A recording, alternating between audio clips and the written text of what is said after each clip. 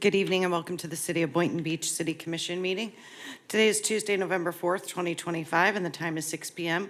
We will now turn to the city clerk for roll call. Mayor Shelton, Present. Vice Mayor Hay, Present. Commissioner Cruz, Present. Commissioner Turkin, Present. Commissioner Kelly. Here. Mayor, you have a quorum. Thank you, Maylee. Vice Mayor will lead our invocation and our Pledge of Allegiance tonight. Let's all stand for the invocation and pledge.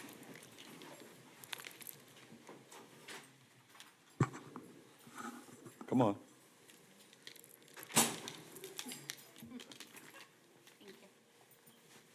Let us pray.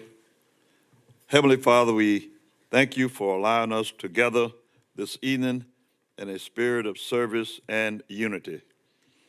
As we enter the month of November, we pause to honor the caregivers, those who give their time, energy, and love to care for others.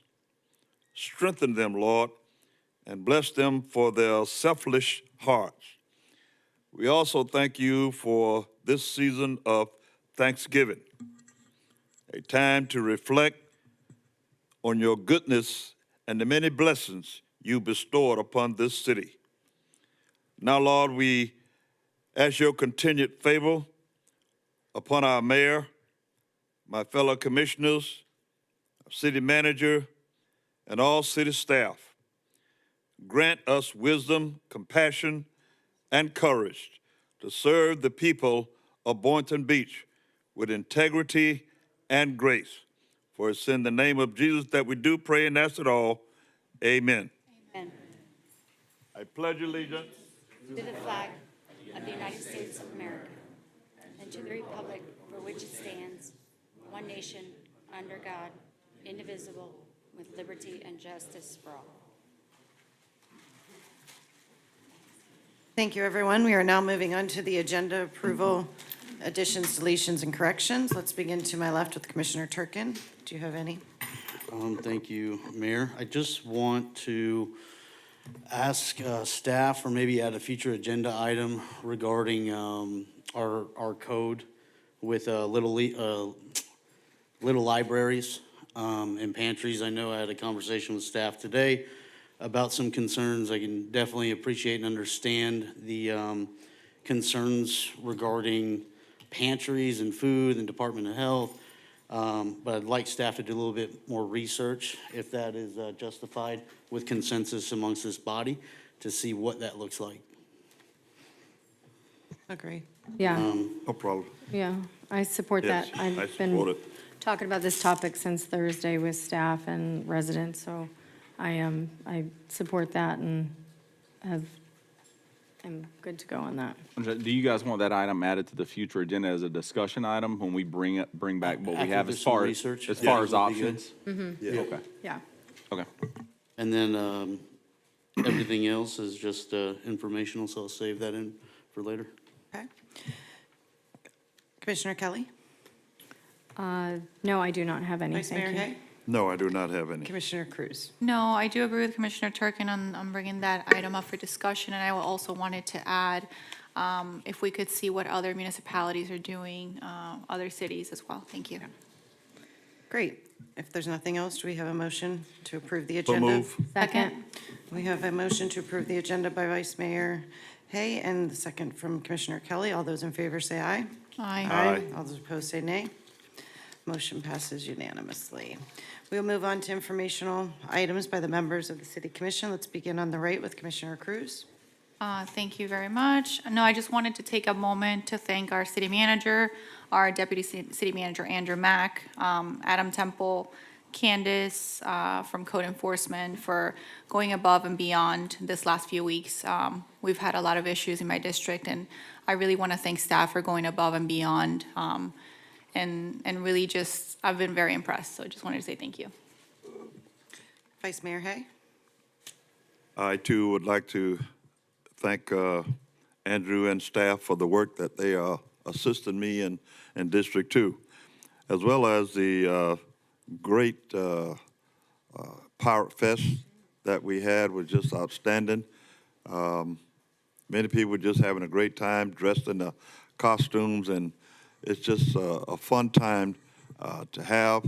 And I just wish that we will continue to have that because people from many cities were here other than just Boynton, but that's okay. The more the merrier. But we had a great time and just staff, job well done. Yeah, we Just had, keep up. I think we had 6 or 7 different events. Yes. 6 or 7. Okay. What was the total? Do you have an estimate, Dan, since you know everything? At 6,700. Do you have an estimate on how many were there? At least 6 or 7. 100. That's an inside joke. We'll tell you about it later. Thank you. No problem. Commissioner Kelly, do you have anything? No, just to piggyback about Pirate Fest, I just wanted to thank all of the staff in the city because all of the departments really work hard to make that a success. And I just thank, our new events director started the week of Pirate Fest, and she jumped in.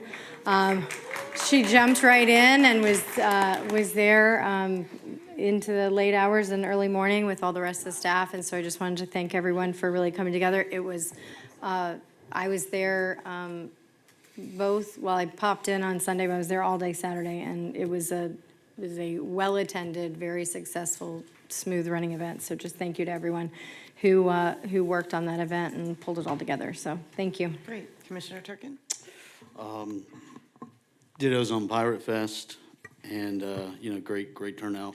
I want to take a moment and thank the police chief and city manager for making sure that there was extra patrol this Halloween in the Chapel Hill neighborhood. I know there's a plethora of feedback via Facebook forums citing that this was, the safest that residents have felt, over the last 2 decades, right? And so I think we definitely deserve a big kudos to our police department.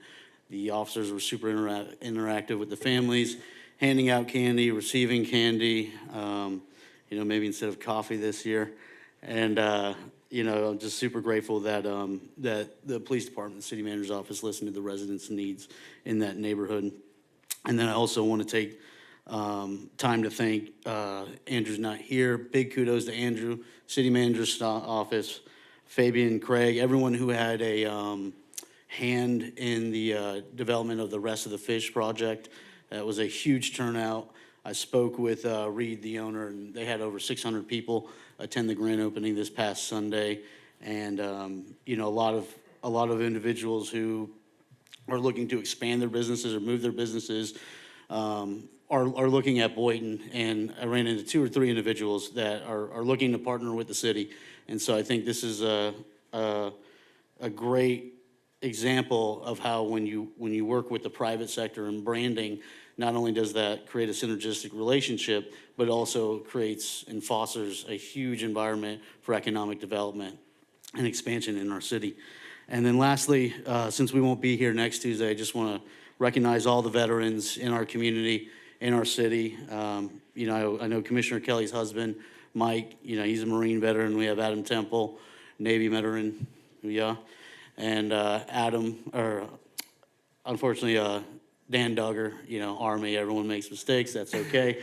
Everyone in the audience, I just want to take a moment and, thank all these gentlemen and all the men and women, not just in the community, but in our city too, that are veterans.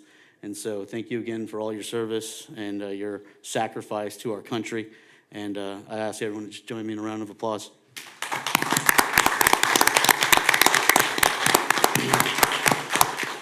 Thank you. Thank you. We will move on to the announcements and presentations. The first proclamation is for Family Caregivers Month and was requested by Vice Mayor Hay. The proclamation will be accepted by Ricky Petty, the Project Director for Healthier Boynton Beach. Vice Mayor, please go ahead and read the proclamation into the record. Thank you, Mayor.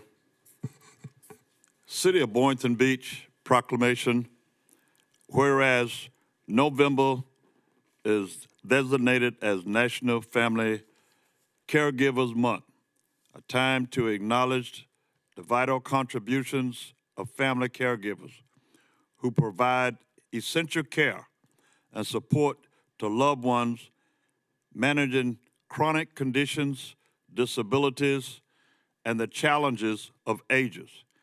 And whereas over 53 million adults and over 5.4 million youth family caregivers in the United States are under-acknowledged backbone of the nation's long-term care system by providing daily assistance to manage health and personal care, thus enabling their loved ones to stay in their homes longer.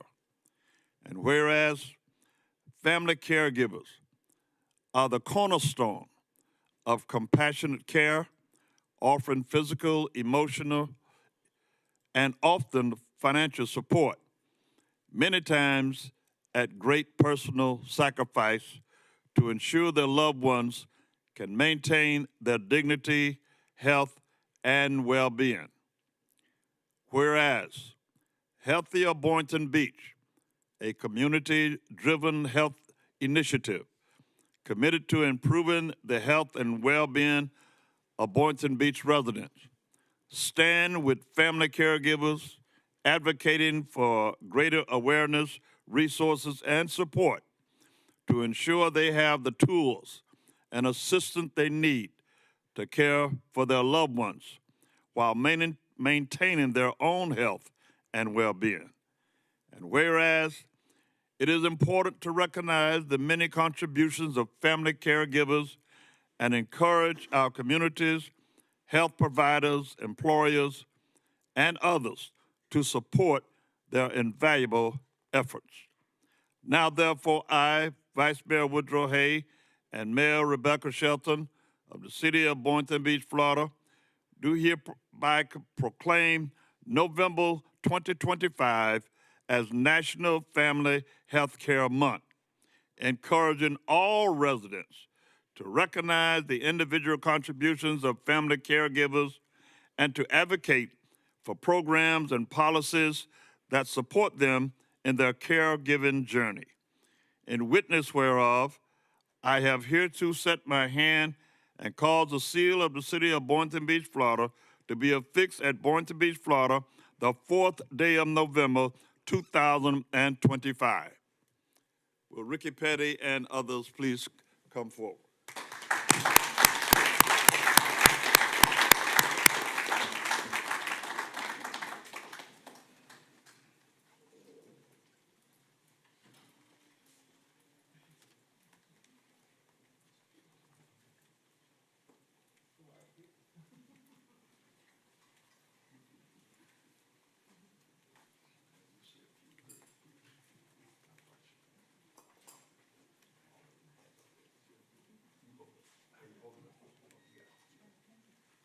Some of you on this side too, come on.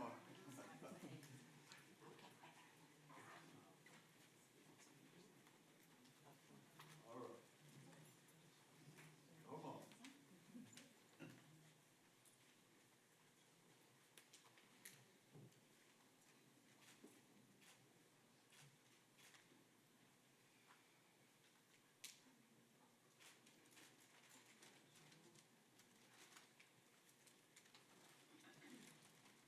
Okay? All right.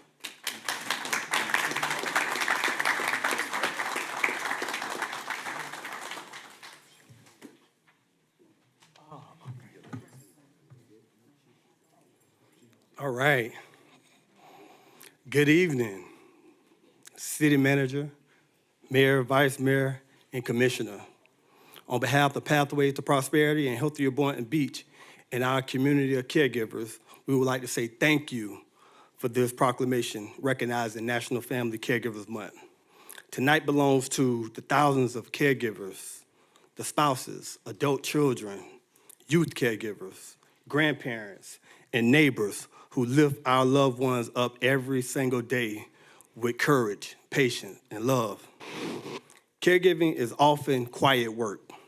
It happens after a full day's shift, in the middle of the night, in spaces where no one is watching. Yet, these families keep it together. They keep on going, making the sacrifices to ensure that their loved ones are safe. Healthier Boynton Beach is a resident-led, community-driven initiative, and our goal is to improve the lives of family caregivers. We've been doing a lot of great work in the community over the last several years. This opportunity led to some even greater opportunity. We applied for a grant last year with the CVS Foundation, and we were fortunate enough to receive a $1 million grant over the course of 5 years.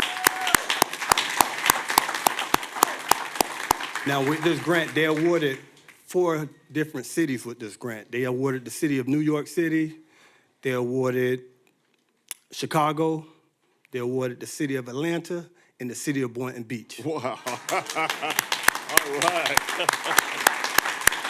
Boynton is on the map. So we're really putting Boynton Beach on the map in a very positive way, doing some great work in our community. So we ask that you continue to support Healthier Boynton Beach and our efforts. I want to say thank you to the city for being a continued partner, and also the other community partners that we have throughout the community to ensure that we continue to work and continue to uplift our community. And with this grant that we have with the CVS Foundation, it allows us to enhance what we're doing with caregivers. However, with focus on the 60-plus population, so the aging population. So we're very fortunate for that opportunity, and we look forward to continue this work. So again, thank you, thank you, thank you. Outstanding, outstanding. Fantastic. Adam. The next proclamation is for the Links at Boynton Beach PGA Hope Program Day, and was requested by Commissioner Turkin. The proclamation will be accepted by Samuel Preston, Golf Course Division Director. Commissioner Turkin, please go ahead and read the proclamation into the record. Awesome. Thank you so much, Mayor. For those who don't know about the PGA Hope program, I'm going to go over that briefly. I am a current participant, and I've learned 2 things about this program so far. 1, I'm a much better fisherman than I am golfer. and 2, it's a program that truly supports and creates a sense of camaraderie that you can only find, I believe, within the service. And transitioning from active duty to the reserves, I'm fortunate that I have some of those sailors that I've served with in that program, some people I know, and I can only imagine for those who maybe feel individualized or like they've lost that sense of camaraderie, how effective this program can be, and how much Bo and Trish and the whole team have really put into this program. It is something special, and I encourage all of my colleagues to check it out. They're finishing up next Thursday, and I'm not sure when the next one is. I'm sure Bo will go over that. I know the mayor had attended one of the sessions, and it's just a great program that this city should be extremely proud of to get behind. So with that said, whereas the PGA has established the PGA Hope program, helping our patriots everywhere, as its flagship military initiative to introduce golf to veterans and active duty service members as a means of enhancing their physical, mental, social, and emotional well-being. And whereas the Links at Boynton Beach PGA Hope program provides free adaptive golf instruction conducted by PGA certified professionals, creating a therapeutic outlet that fosters camaraderie, confidence, and community among participants of all backgrounds and abilities. And whereas the Links at Boynton Beach PGA Hope program has become a model of excellence and growth in the region, extending from just 13 original members to over 150 active participants, demonstrating the power of sport, mentorship, and fellowship in the successful reintegration of veterans into civilian life. And whereas the city of Boynton Beach is proud to celebrate this local program's extraordinary impact, uniting veterans, community leaders, and volunteers under a shared commitment to healing and service to the game of golf. And whereas the Boynton Beach City Commission recognizes the invaluable contribution of PGA Hope in promoting inclusion, resilience, and purpose for our nation's heroes, while also showcasing the spirit of community that defines Boynton Beach. Now, therefore, I, Commissioner Turkin, and Mayor Rebecca Shelton of the city of Boynton Beach, Florida, do hereby proclaim November 4th, 2025 as the Links at Boynton Beach PGA Hope Program Day, and encourage all residents to join in recognizing the PGA Hope program, its coaches, volunteers, and veteran participants for their dedication, perseverance, and service to our community and country. In witness whereof I have hereunto set my hand and caused the seal of the city of Boynton Beach, Florida, to be affixed at Boynton Beach. the 4th day of November, 2025. Thank you.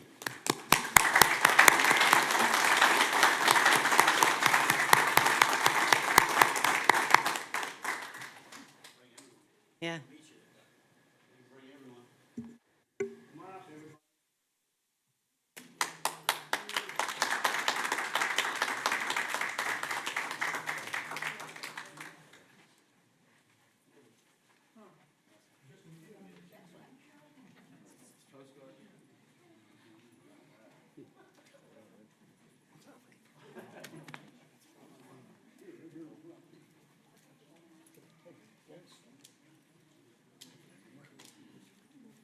Hey, man, tell people in the back.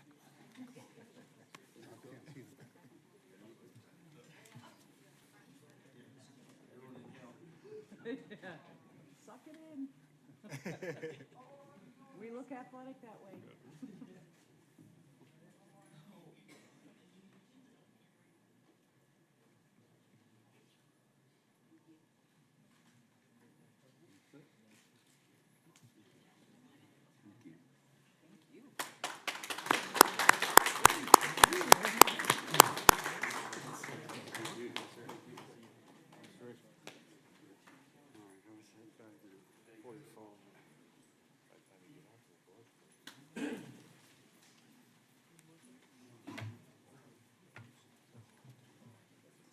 Mayor, Vice Mayor. Oh, that's what they all say. Better? Mayor, Vice Mayor, Commission, city managers, everybody in the city of Boynton Beach. The veterans behind me are what make this program what it is. My staff are trained professionals, but it's in their heart. It's in their heart. As Commissioner Turkin has noticed, we care. The city of Boynton Beach has been incredibly supportive of this program. Without your support, we couldn't do what we do. Mayor was out there hitting golf balls, and Commissioner Turkin, you're right, you're a better fisherman than you are a golfer. But we can fix that. Well, we're working. It's a long process for some. But I want to let you know that the PGA Hope program, helping our patriots everywhere, the tagline for the PGA of America is it changes lives. But I can also assure you from personal experience that it also saves lives. My wife is an absolute example of that. There's several gentlemen behind me and that can attest to that as well. I do want to honor every single person that came in today with their PGA Hope gear on. There's so many more that this city has to reach. We still haven't gotten Mr. Duggar or Mr. Temple into the program, but they have assured me that they're going to take some time off to get there. So this program is absolutely amazing. We love doing it. I have a fantastic staff, and I do want to thank you so much, the city of Boynton Beach, for doing what you do and supporting us in our efforts. It doesn't go unnoticed, and all 153 members of our league want to thank you so much for your support and your belief in our program. Thank you.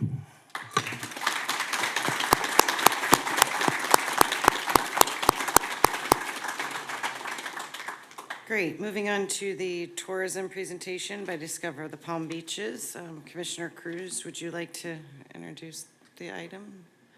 Or the presentation will be given by Sergio Piedra? That's what it has.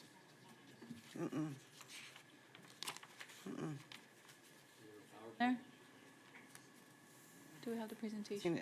Sergio? Yeah, the Senior Director of Intergovernmental Affairs for Discover the Palm Beaches.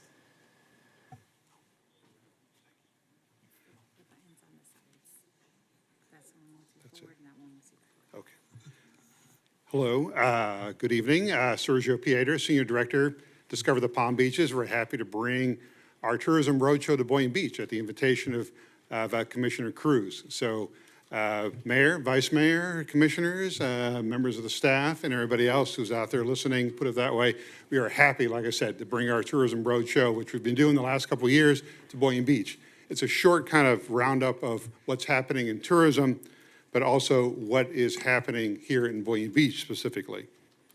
And let me see if I can get this to go.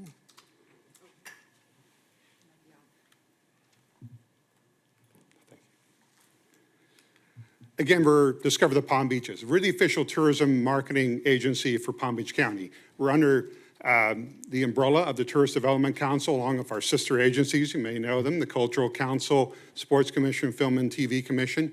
And we're funded through the 6% bed tax. It goes on overnight stays at hotels, but also shared lodging. So that's how we get our funding, very importantly. And then, you know, Boynton Beach is our story just as much as it is everybody else's story. It's one of our major tourism hubs, and we treat Boynton Beach like a star player on this team. And not just because it's right, because you have a beach or something like that, which is our #1 asset we have in the Palm Beaches, but also events like Pirate Fest. And there's also a terrific dining scene, and so forth and so forth. So Boynton Beach figures into our puzzle very neatly. So thank you for all the efforts you're doing. And that, so much so that this coming year in 2026, you're going to see a city collection campaign specifically targeting our 11 major cities. Boynton Beach is going to be one of those. So more to come on that in 2026. We'll be happy to come back next year and tell you how that all wrapped up. But you'll see one of our ads right now, kind of a mock-up of what's Boynton Beach is going to look like. So, but to kind of give you an idea of what's happening specifically in Boynton Beach, let me bring my colleague up, Gustav. Thank you.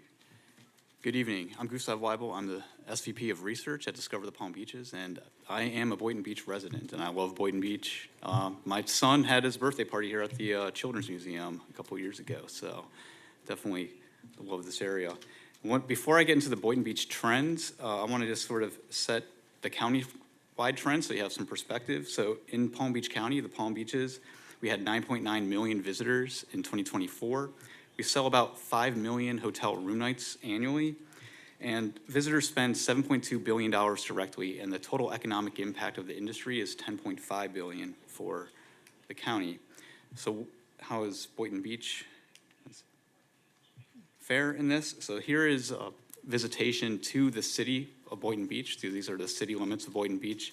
I put 20, we have 23 and 24 in there. You see there's a little bit of dip in there, about 250,000 visitors annually, but you can see when you look at the January through September numbers for the last few years there, we're ticking back up to those 2023 levels.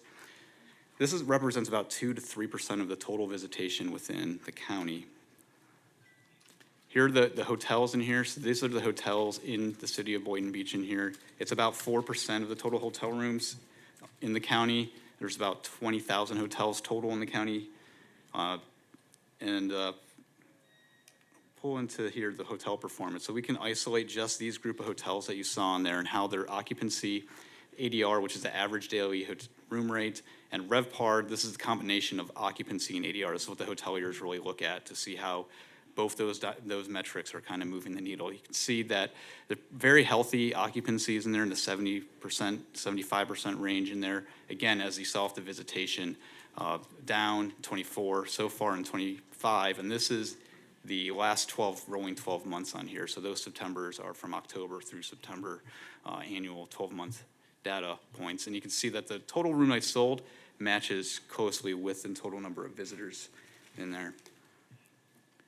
As Sergio mentioned with the cities campaign, we went through and thought about how we wanted to target the major cities, and Boynton Beach is one of our key cities in the county. There's different demographic makeup. So this slide represents the different kinds of segments each city in here. So we have Palm Beach County as the first block there, and you can see some of those segments are a little bit different in how Boynton Beach compared to the county and some other of the cities in there. And I say that Boynton Beach has a much more diverse sort of mix of visitors compared to some other cities within the county. What do these really mean? This is the total visitation numbers, or the percentage of these segments in here for Boynton Beach, kind of ranked in what's top to bottom. And what do these truly mean is here's a table so you can get some context of what some of the demographic makeups on there. So you see a lot of high income, moderate incomes, families, singles, older, younger. So it's a very, very healthy mix. And we're gonna use this information, how we're gonna target specifically the Boynton Beach city collection to these visitors so you can maximize on that instead of just targeting regular to the overall countywide demographics.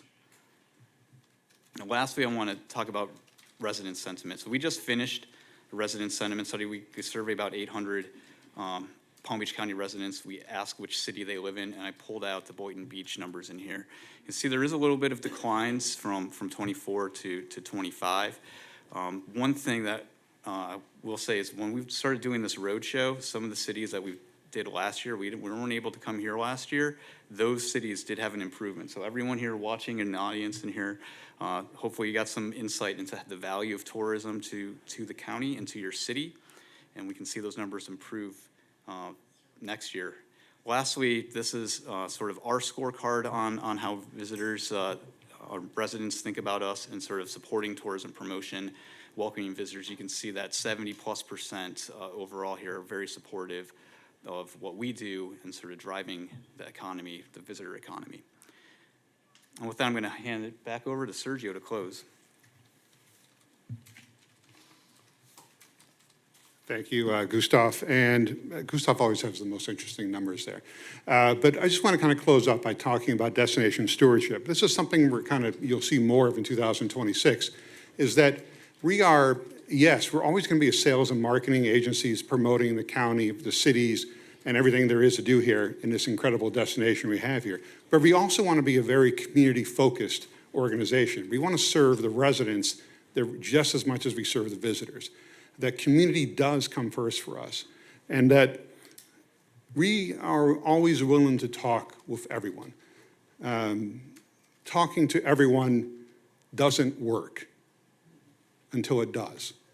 And that's the way we feel, that if there's an organization out there, nonprofits, community groups, chambers, cities, government agencies, whatever it might be, we're always willing to sit down and talk tourism and explain how tourism ignites the local economy.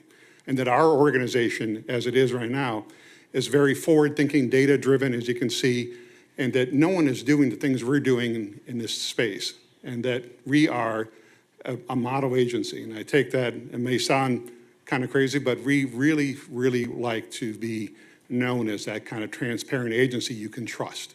And that's why we're willing to talk to everyone about what we do. And that, lastly here, that the Palm Beaches as a brand, and Boynton Beach is part of this, is that we've become more than just a tourism destination. With the economy the way it is here, very good and doing very well, and the tourism economy is helping ignite other things, is that the destination itself, the Palm Beaches, has become a brand into itself, and Boynton figures into that puzzle. So we will always be ready to promote Boynton Beach's position in that puzzle. So, and lastly, come see Commissioner Cruz this Thursday at our State of the Tourism Ministry event. She's going to be part of a extravaganza to open up our show. We'll be happy to, even if you have no RSVPs, you just show up, so to cheer her on. And thank you, Commissioner, for being such a willing volunteer that I didn't have to arm twist too much. So with that, like I said, we'll be happy to bring our roadshow back again, as we have with many other cities. Thank you for your partnership, and thank you for this opportunity. And always remember, think tourism. So thank you. Yeah.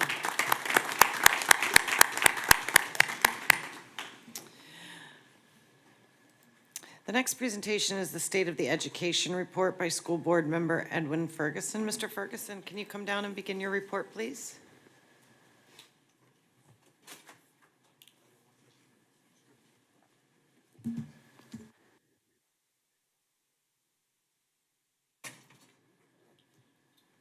Good evening, Madam Mayor, Vice Mayor, City Commission, City Manager, and Assistant City Manager, residents of Boynton Beach. I am Attorney Edwin Ferguson, your District 7 School Board member. This is the third time that I've come before you to give you a presentation on how our schools in District 7 and Boynton are performing. For those who don't know, District 7 in Boynton runs from I-95 to US 1. That's a rough approximation of my district. Today I want to, if we can pull up the slide deck, give the residents an opportunity to, if you will, just use that QR code there. You can scan the slide deck that I have here. I think it's important that we all are speaking on the same page and using the same communication, so the information that I'm relying on to present to you, Madam Mayor, and the rest of the commission. I would like everyone who's watching this here and online to have access to. So this is going to be an abbreviated presentation. I understand you have a very packed, chock-full agenda tonight, and I always want to be respectful of that, and I thank you for allowing me to be here today. I'm going to represent to you what's hidden in that blue hyperlink. Those of you who are watching this online and here in the audience, if you would download this slide deck. If you have Google on your phone or on your computer, you can actually see the breakdown of the school performances. So, but I'll start off by saying that we have 4 District 7 schools here in Boynton: Forest Park Elementary, Galaxy Elementary, Poinciana Elementary, and Rolling Green Elementary. The first thing I want to speak about is kindergarten readiness, because I believe that kids who start ahead tend to stay ahead. Children who start behind tend to stay behind, and there's definitely a correlation between schools who have a high kindergarten readiness score in their third grade ELA, English Language Arts, proficiency scores, and schools who have a lower kindergarten readiness score struggling in that third grade. And that's relevant because it's not just folklore. There is a correlation between your performance in third grade and your potential for prospects for gainful employment, or on the other end of the spectrum, getting sucked into the criminal justice system. So it is a matter, as I see it, of life and death, that we make sure that a greater number of our children are ready for kindergarten, because it definitely bodes well for their future opportunities as adults. Having said that, in regard to our third grade scores here in Boynton, the district average is 56%, which means basically that 56% of the children perform at a C or better when they're assessed in English Language Arts. Poinciana, compared to the other 3 schools here in Boynton, tends to, on an annual basis, does better in terms of their ELA scores in that regard. In regard to math, the district average is 60%, and similar to with the ELA scores, Poinciana does seem to outpace by a fair amount Forest Park, Galaxy, and Rolling Green. And as you know, Poinciana's principal was recently transferred up to Roosevelt. She's doing a great job there, but I hear that the current principal is also doing a great job as well. So hopefully you all have had a chance to meet her, and if you haven't, I would encourage you to go there to Poinciana, as well as the other schools as well.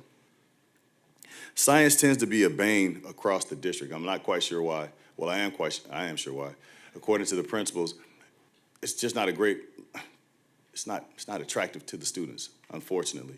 So I see throughout District 7 and other areas of the county where our science scores are not where they need to be. And we have some tools inside of this slide deck that I would invite you all, if you have children in your network, to try to work with them 5, 10, 15 minutes a day. I think it'll pay off in spades, shall we say, if you do that and if you're committed to that. Now, to kind of emphasize the point about those who starting ahead tending to stay ahead, and those who start behind tend to stay behind, these are 3 schools inside of District 7. And so last year's ELA scores are 28, 59, and 82. Now, the district average for ELA, I think I said that to you earlier, is 56%. So we have a low-performing school, an average-performing school, and a high-performing school. But then look at the kindergarten readiness. For that third-grade class from last year, they would have been in kindergarten in the year 2022. You see that in the low end, that school only had 21% of its children that were kindergarten ready. What does that mean? A couple of things a number of things, but a few things that you look at. Can they identify their name? Woodrow, Angela, Rebecca, for example. Can they identify colors? Can they hold a writing utensil properly at the age of 5? Can they recite the alphabet? Count to 100? Are they potty trained? These are some basic things that you would think most children at age 5 have mastery of, but as evidenced by the scores that you see on the slide there, at that school they did not. So you can see that that school had a kindergarten readiness score of 21%. They only got up to 28% for third grade. When you look at the school in the middle, a little bit better, 49% is about our kindergarten readiness average year over year. Half the kids are kindergarten ready, half are not. And look, in third grade, they were able to improve their proficiency by 10 points, which is not necessarily world beaters, but it's definitely better than the first school that we're looking at. But then if you look all the way to the right, you see that school, almost 3/4 of the students were kindergarten ready, and so it should come as no surprise that they have a very high ELA performance, 12-point bump. I think that we can get all of our schools in the school 3 category with a little bit of effort from the county, the city, elected officials, the citizens as well. So again, I'm assuming that everyone has had an opportunity to scan these, the QR code, so I'm going to push through these in respect of your time. But there's a treasure trove of information in there that you and parents can kind of peruse through with your children, and they will be game changers in terms of better preparing your children for success in kindergarten. I know this because I have 2 children who are now 9 and 7, and because I realized the gravity of the situation, we started working on their kindergarten readiness at age really 1.5 and 2. And so if they can do it, I'm quite confident that the overwhelming majority of children here in Boynton and across Palm Beach County can do it too, with a little adult supervision and help. How you can help your children? I like to say that I'm big on actionable items, solutions to a problem. This is something that's historically kind of weighed us down here in Palm Beach County, and then it falls to you all as city commissioners when you say, hey, we don't have enough people to perform job X or job Y or job Z. Or why is it that we have such a large swath of people who seem to not be able to get out of the criminal justice system? I would submit to you that a lot of that is due to these formative years not being properly prepared. See Pastor Hay up there, I'm sure he would appreciate the parable of the 10 bridesmaids. I think it really boils down to something as similar as that. Those who are prepared will excel. Those who are not get left behind. I would that no one in Boynton be left behind. So I really would encourage everybody to focus in on this slide deck that I presented to you today. The biggest thing I would also say is that if you want your child to succeed, communicate with them. Don't just leave them to an iPad or in front of a TV or to their own devices. Engage with them. Ask them open-ended questions. How was your day? What did you do? As opposed to always dictating. Sit down, get up, have conversation with them. That does seem to foster intellectual growth. I don't see it. Okay, it's over there. These sight words, the Dolce word list and the Fry word list, those are things, again, that even at the age of 2, I would strongly encourage families to start working with their children on those things. So cat, dog, fish, you'll see them when you download the slide deck. These are things that a lot of our kindergartners do not master. And so what happens is they get into a space of what I call triage education. So in 1st grade, you're trying to master what you should have learned in kindergarten. In 3rd grade, you're trying to master what you should have learned in 1st grade or 2nd grade. So how can you ever get ahead if you're always behind in the rear? So I would that our children win. And again, with your help, we can make that happen here in Boynton and across Palm Beach County.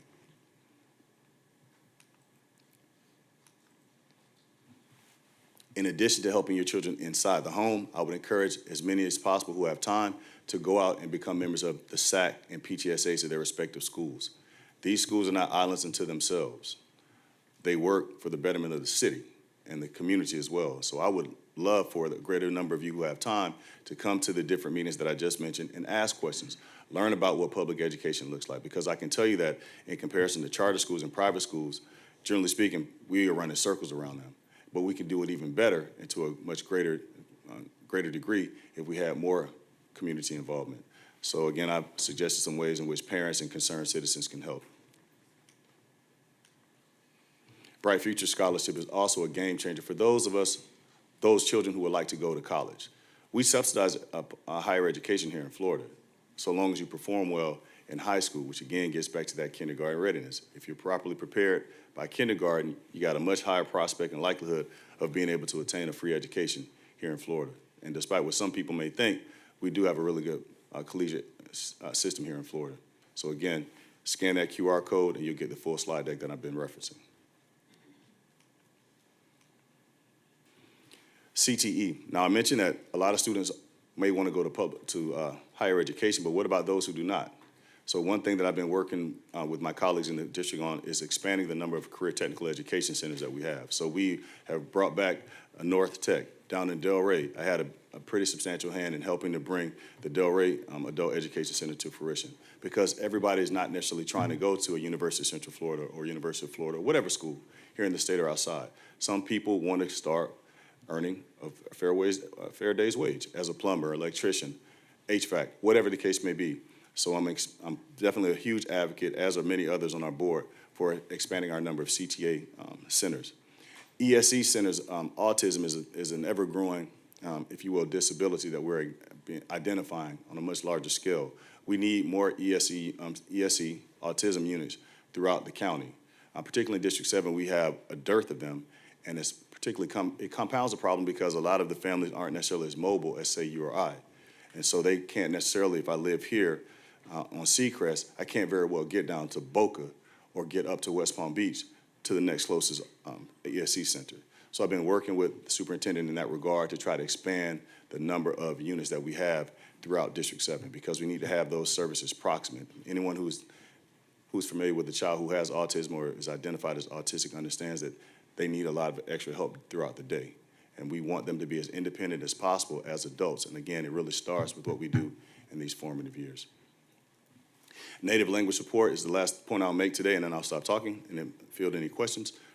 We have a very large Haitian American population here in Boynton. So honestly, I was the one who advocated the greatest for having more dual language Haitian Creole programs throughout the county, but we have a problem with persons who are fluent verbally and in writing. So you gotta have both in order for you to have a viable dual language program. So what superintendent and his staff concluded last year is that we would do what's called a native language support. So basically the way that works, Commissioner Kelly, is let's pretend you and I both speak Haitian Creole. I'll be the teacher in this case, you'll be the student. And so I'm trying to teach you something in math or in English language arts or science. And I can see that you're not quite getting it in English, so then I'll transition over and say it to you in Haitian Creole. Hopefully the light will go on. So we're authorizing, endorsing, supporting, basically by any means necessary to educate our students on a day-to-day basis because we want them to excel, succeed, and be the best they can be. I'm well under my 10 minutes, so if you all have any questions, that's my email address. If by chance you don't have Google on your phone or on your computer, feel free to email me or call me at the office, and we'll be sure to get those slides to you because, again, I think they can be a game changer and will be a game changer if we use these tools with all rigor possible. And with that, Madam Mayor, I thank you for the time, and if there are any questions, I'm here to answer them as best I can. Does anybody have any questions? Thank you. What a great presentation. Thank you. Have a great evening. Ferguson. All right. Thank you.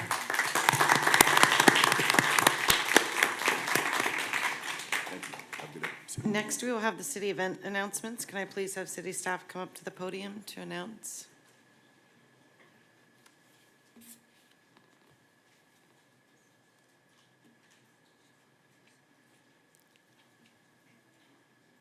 Good evening, Mayor, Commissioners, City Managers. I'm Amanda Onda, your new Events Director. So next Tuesday, November 11th, we will have our Memorial Day celebration at Memorial Veterans Park, 11 a.m. to 12 p.m. At the event, we will have a ceremony to include a presentation of colors, the national anthem, guest speakers, a moment of silence, and a laying of the wreath in remembrance of those who have given their lives. So we hope that everybody will join us.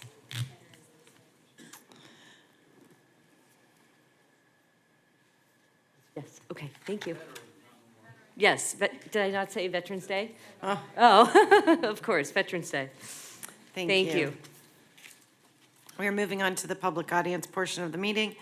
As always, it is 3 minutes per person and non-transferable. The same rules always apply. Speaker must address the commission as a whole, not to any individual on the dais or in the audience. Insults, personal attacks, and disruptions are not permitted, and you may be asked to leave the meeting should you violate these rules. After we've concluded in-person comments, we will move on to online comments. And welcome back. Oh, thank you. Yes, I hope you enjoyed my emails full of ideas from France and England. Susan Oyer, Boynton Beach. So I want to say thank you to Adam Temple for judging my neighborhood's holiday decorating contest. Thank you, thank you, thank you. You and your daughters did an outstanding job coming up with some amazing superlatives. Greatly appreciated. Second thing is, obviously, I support the Little Lending Libraries. I'm so glad you're moving forward with studying this. And it being on the exec board for Sister Cities for several years now. I don't know how closely you read my email, but they have reached out to Lake Worth, which has the highest concentration in the world of Little Lending Libraries, and gotten some great ideas. So Sister Cities is going to want to work with the city. Expect Jeannie to come forward with something, shortly. I also want to say, where are we at here on my list? It's been 5 months since the environmental impact study was requested for the Nichols Boulevard Forest. This is now like the third meeting in a row that I've been to that I'm asking where the heck is it at? What's our status?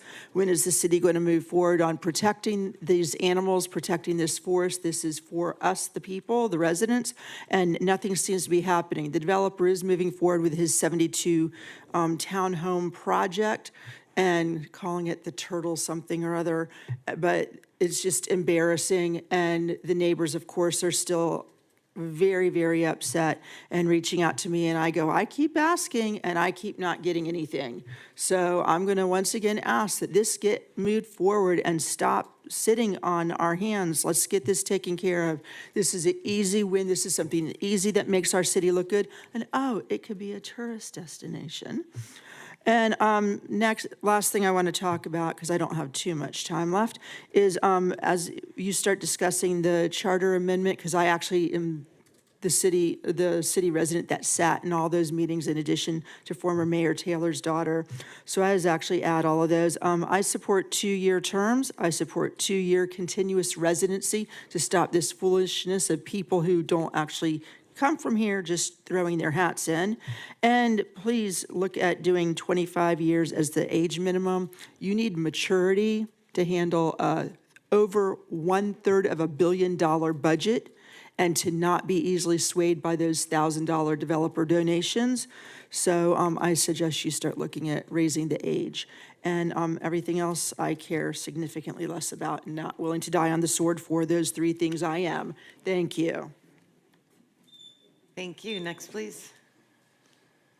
Cindy Falco Di Corrado. It's disappointing seeing a police officer here that attacked me and that I was not protected as a citizen in this room right over here on March the 5th, 2024. It's really nerve-wracking for me to be here and look at his face knowing that he assaulted me. I also want to discuss about what the gentleman just said at the podium, Mr. Ferguson. Our national language is English. It's been stated as such. If children come here to live, they need to speak our language. And I want to correct him. He said Haitian American. No. It's American Haitian. And this is the problem, and this is what I've asked for before, for us to have a month of an American month to really teach what it means to be an American. We've gotten so far away from that as this gentleman who stood here prior to you, on Mr. Ferguson, articulated, to speak in Creole, make it Creole, Haitian American. No. America first. And it is our laws that you put an American flag above any other flag, and I don't see that being stipulated. I'm an American. I'm proud to be American, born and raised in Florida, in Miami exactly. So I'm a natural Floridian. And it really concerns me that I'm losing my country. It's perturbing to me. It really is. When I walk into stores and nobody speaks English and I'm the only person there that speaks English, not just Creole, Hispanic as well, and any other language. It makes me not feel like I'm in my own country, and I'd like to know where my America is, and it's because people like you allow other people, possibly, I'm not saying you're doing it, to speak in other languages, to teach in other languages when they need to learn English. I didn't go to their country, they came to mine. It's called respect. And I also want to piggyback on what Susan Oyer said. I think 25 years old is a better age. We could have more wisdom. The chemicals kick into the bodies to make wise decisions, and they're more mature. It's important. We have people speaking over our lives that know nothing about life. And it would behoove you to use wisdom and have somebody 25 years and older to work on our budgets and our monies. I also want to bring up about why, again, are we being asked assessment on, first of all, the fire. And I know there's an exemption, and I filled it out, but I didn't get it this year, and it really is perplexing why I'm paying for something that I don't agree with. And I want to know why I'm paying extra for garbage. Why is that not filtered into the monthly bill? My bill's gone to $5,000. It's ridiculous. We're being taxed to death. I don't know if you own homes. I mean, I'm sure yours all went up if you own a home. It is out of control, and it needs to cease and desist. Thank you. Thank you. Next, please. Good evening. My name is Barbara Reedy. Tonight, I wanted to thank Kevin Ramsey. Kevin Ramsey is the bomb. He got rid of the random shrub that was blocking our visibility leaving the Little League field. onto Wilbright, which was very, very dangerous. So I want to thank him very much because he did that. Also of concern regarding the Little League Road exiting onto Wilbright are the newly planted Kalusha plants. They're famous for growing very quickly, and they're right up against the stop sign there. So I know that's going to be a soon-to-come catastrophe. I would bet that code enforcement has a rule about blocking stop signs with shrubberies. So that's another thing that I'm worried about. And as you prepare your lobbyist for your legislative concerns, please include returning to no firearms in public parks. I noticed the sign at the Little League field on this weekend that they've taped off and sprayed out the no firearms clause. It's very concerning because there are large crowds routinely at the Little League field, as well as at Hester for the Bulldog games. And that's also a public park. So there's no open carry in these chambers. So it would make sense to try to protect our children, our young athletes. If you would put that on your list, please. Let's do no carry at public parks if possible. And I also wanted to mention that I would not be in favor of a 4-year term. I think 3-year terms work out pretty well, and 4-year terms it might be too much. Okay, thank you. Thank you. Next, please. Good evening. My name is Jim Sizik. I also think Kevin Ramsey's the bomb, but I'm not talking about him till December. I'd like to speak very briefly about, reiterate what Amanda and others have already brought up. Tuesday, November 11th at 11 a.m. at the Veterans Park. I would like to invite everybody to please come out to Veterans program that we have set up for 11 a.m. A special note, we have gifts for all the veterans that come out, but I have a wealth of folks that just come out that are not veterans that show their patriotism coming out and thanking the veterans. I would ask you all, if possible, to please come out. I also am a graduate of PGA Hope. I echo Commissioner Turkin that absolutely you recognize veterans, they'll be there for you. The last thing that I wanted to speak of, in my capacity as chairman of the Senior Advisory Board, I wanted to share some things that have recently come out to us in the last couple of meetings. We were of the impression that everything that went on in the meetings funneled to the commission. Not looking to go after anybody other than the fact that I wanted to give you an update. In my years on the commission, we only had an opportunity once previously to speak at the end of a year and tell you the things we did. I want to tell you the things that we're doing. We are actively working as a group to go out to HOAs, to churches, to try to attend all the public venues that we have set up for ourselves here, to try to garner the charter tasking that we have, which is to find out how we can help the senior community of Boynton Beach. The things that we have addressed for 2026, specifically around nutrition and feeding, transportation. One of the big things that I'm pushing for is a healthcare symposium, hopefully the health and arts. It's one of those kind of opportunities for patients, for family members, for caregivers, general community to come out and to have medical professionals and life professionals come out in a symposium format and share to folks the kind of challenges you're going to face as you deal with seniors and the kind of challenges that seniors are stuck with. One of the things that we've been asked to do, specifically, speaking very quickly here, is to do things at no cost, and I think that is a surprise to us.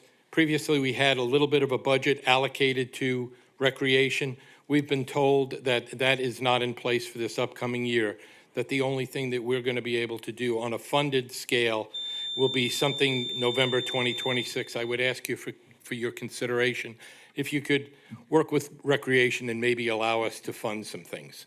Thank you kindly. Thank you. Next, please. Yeah, hi, this is Carol Porter, who lives in Stonehaven. I appreciate the updates from Commission about the Newth Road project. Commissioner Cruz, I was not sure how long that project is going to be in the works, because in and out is like a problem in there, a lot, so just wondering. And the other thing I wanted to piggyback on what your Senior Advisory Board chairperson said. I'm concerned as older people get older, as a person who got scammed after she lost her spouse, I am worried about senior fraud. I don't know if the commissioners could have any plans to have maybe Senator Scott come here. I don't know if you do, because he had a field hearing down in Durrell. So I don't know if there were any plans with that, because, yeah, I'm piggybacking on what he said. I'm concerned about fraud here as residents get older, because they lose the ability to get around. They don't have people to depend on sometimes, like myself. So just a couple of observations. Thank you. Thank you. Next, please. Hi, thank you for inviting me up and being here. My name is Michaela McLaughlin. I'm a resident of Forest Park. I live on Southwest 13th Avenue. So I live just a few houses down from the little free pantry and library that I know you all will be considering. I just wanted to point you all to a few municipalities throughout the country that have found ways to work with property owners that are willing to have these. Most notably, McKinney, Texas, Fayetteville, Arkansas, Kentwood, Michigan, and Riverside, California are municipalities that have found really constructive ways to work constructively with property owners that would like to have these types of resources for their community. And just as someone that I'm at that little free pantry and library a few times a month, dropping off food for my neighbors. It's my understanding that the complaints are largely coming from someone that doesn't live directly in our neighborhood. They don't live on that street. So I just like to urge you that I'm there often. I've never seen that be anything but an addition to our community at a time when people need it. We live in a time where this world is incredibly isolating and lonely, and I heard from so many people tonight, caregivers who may want to stop by there and grab something quick because they didn't have time, elderly on a fixed income, students who every study shows that students do better when they have food in their stomachs. This is literacy. This is feeding children. When we talk about kindergarten readiness and asking parents to read to their children, if a parent is not able to be mobile and even make it from Forest Park over to this library, there's a chance their kids pass that when they're walking to school. So I would really urge you to side on with the community, with the people that are living with and engaging with this true resource to our community. Thank you very much. Thank you. Next, please.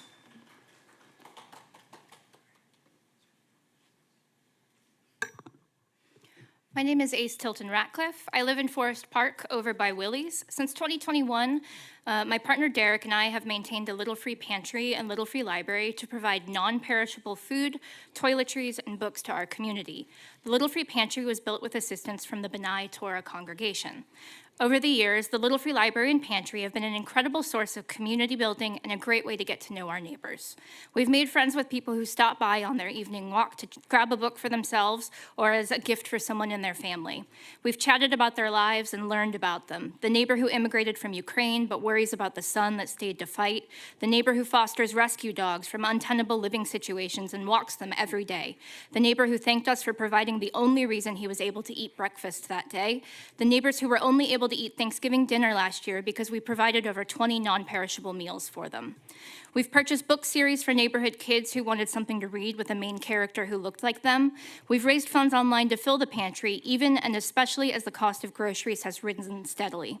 We've had people from the other side of the country send us boxes of books to stock the library with. We have friends who make Costco runs specifically to fill up the pantry. The pantry is desperately needed to bring resources to our community during trying economic times. With the current government shutdown, programs like Meals on Wheels and SNAP, which provides food to over 168,000 people, are facing dire shutdowns or shortages. When we are able to fill them, they are emptied by multiple families over less than 48 hours. Everyone who uses the pantry tries to leave something for the next person who uses it. We've put thousands of dollars into the community, volunteering hundreds of hours to shop and maintain the structures, all because we know firsthand that it makes a tangible difference to the people in our community. We are not the only ones who do this work. Around the city, there are a number of similar Little Free Libraries. 3 of them were built under the direction of Commissioner Romulus and placed at Oceanfront Park, Barrier Free Park, and the Carolyn Sim Center. 2 of those remain, maintained by staff and another community member. When our structures were first built, we called the city to ask if they needed to be permitted.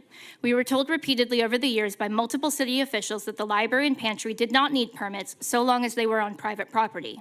Despite these assurances, a citizen complaint was filed last month from someone who fundamentally disagrees with our politics of taking care of our community, someone who doesn't even live in Forest Park and lives instead miles away from the amenities. We have been informed that since our city code does not specify a section protecting the libraries and pantries, that they must be removed. This has not been the case for libraries set up by the city, at nearby Forest Park Elementary School, or elsewhere in Boynton.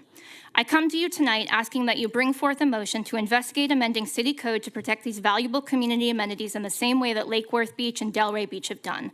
Please allow us to continue serving our community. Please direct code enforcement to delay action on our library and pantry until such amendment is passed so our community does not lose these resources. Please allow our friends to continue serving Boynton Beach with their own libraries and pantries. Caring for our communities is a value that should be shared across the political spectrum. Thank you. Next, please. Hello, Mayor and Commissioners. My name is Derek Calhoun. I've lived in Boynton Beach since 2019 and owned a home here since 2020. My spouse and I put up a Little Free Library and Little Free Pantry in our front yard in 2021 in consultation with the City of Boynton Beach with regard to city regulations. The library and pantry have since provided thousands of books and thousands of dollars worth of shelf-stable food and toiletries to hundreds of community members in the 4 years they've been up. They've been a meaningful connection point between us and our neighbors, many of whom thank us and all of whom use the community resources respectfully. Books flow in and out of the library, providing everything from children's books to sewing instructionals to novels to historical accounts to neighbors of all ages.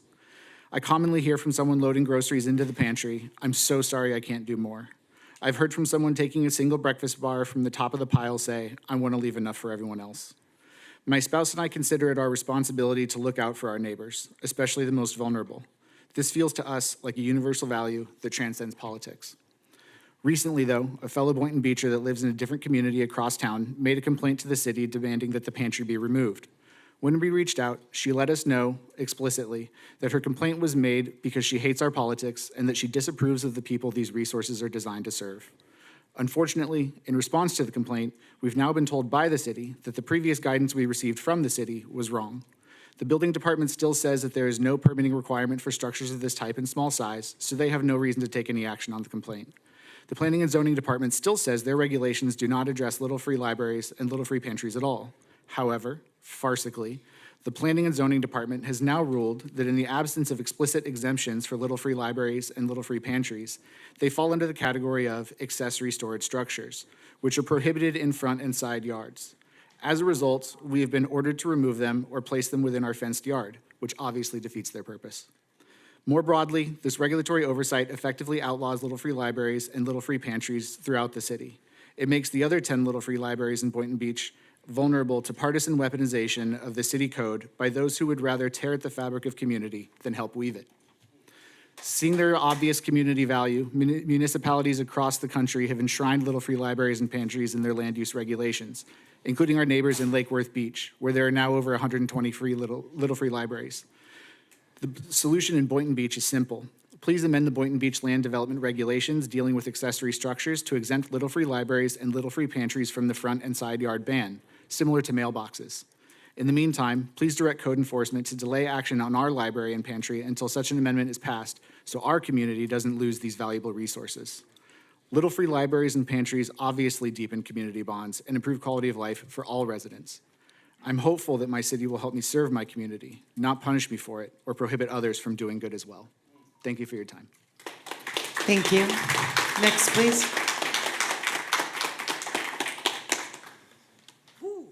Hello, hello, hello. Cameron Maharaj, District 2 resident. Today is a special day for me. I am feeling very inspired. We have something special going on in New York. So I wanted to say today, I'm announcing it everywhere. It's live. I will be running for District 2 Commission. I've come up on this dais and I've explained my problems within my own neighborhood so much that it concerns me when nothing gets done. So, as my mother would always tell me, Cameron, if you want something done, you gotta do it yourself.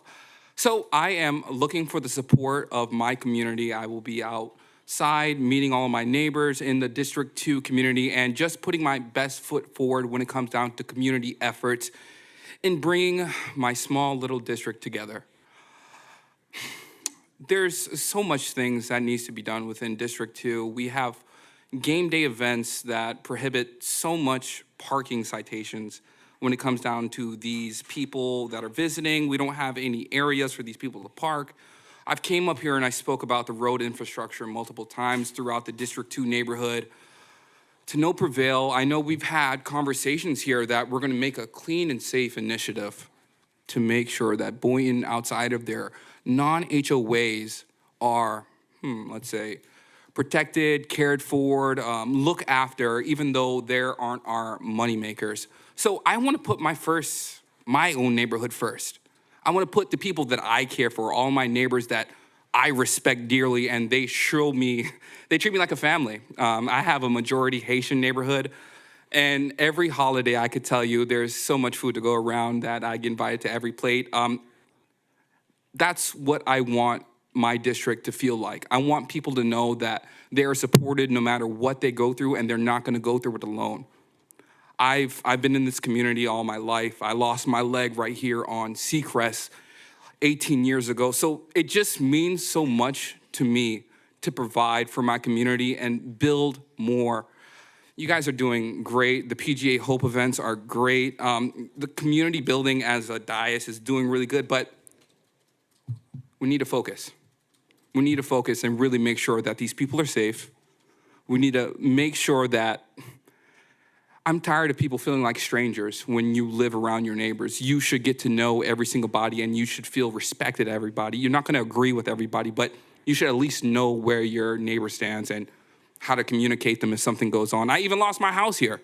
And if it wasn't for my neighbors to inform me about what was going on, I would have been clueless. I saw ashes, smoke, but all that to be said, I'm running, I'll be here as I always am. So I'm always not hard to find. And I will really not be hard to find this time because social media is new. So thank you for your time.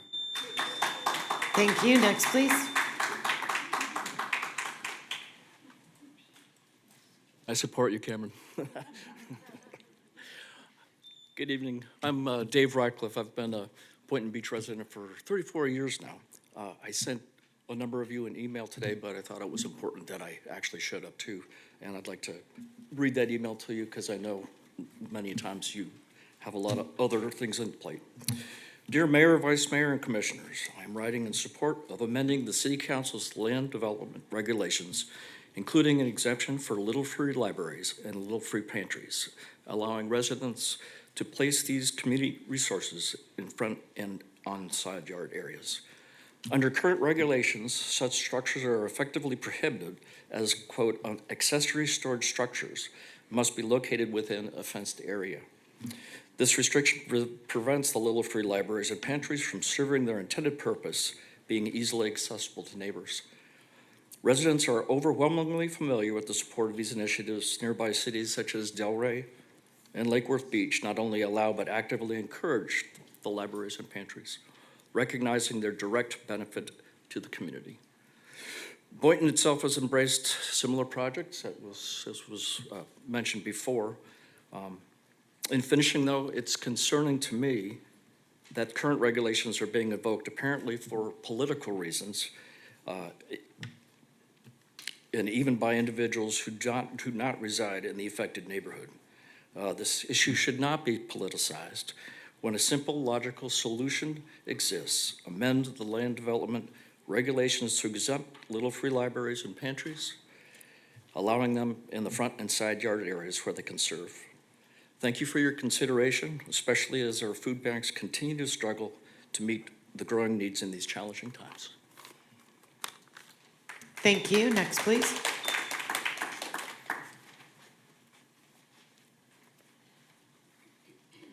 Good evening. My name is Laura Ratcliffe. I have been a citizen of Boynton Beach for almost 35 years.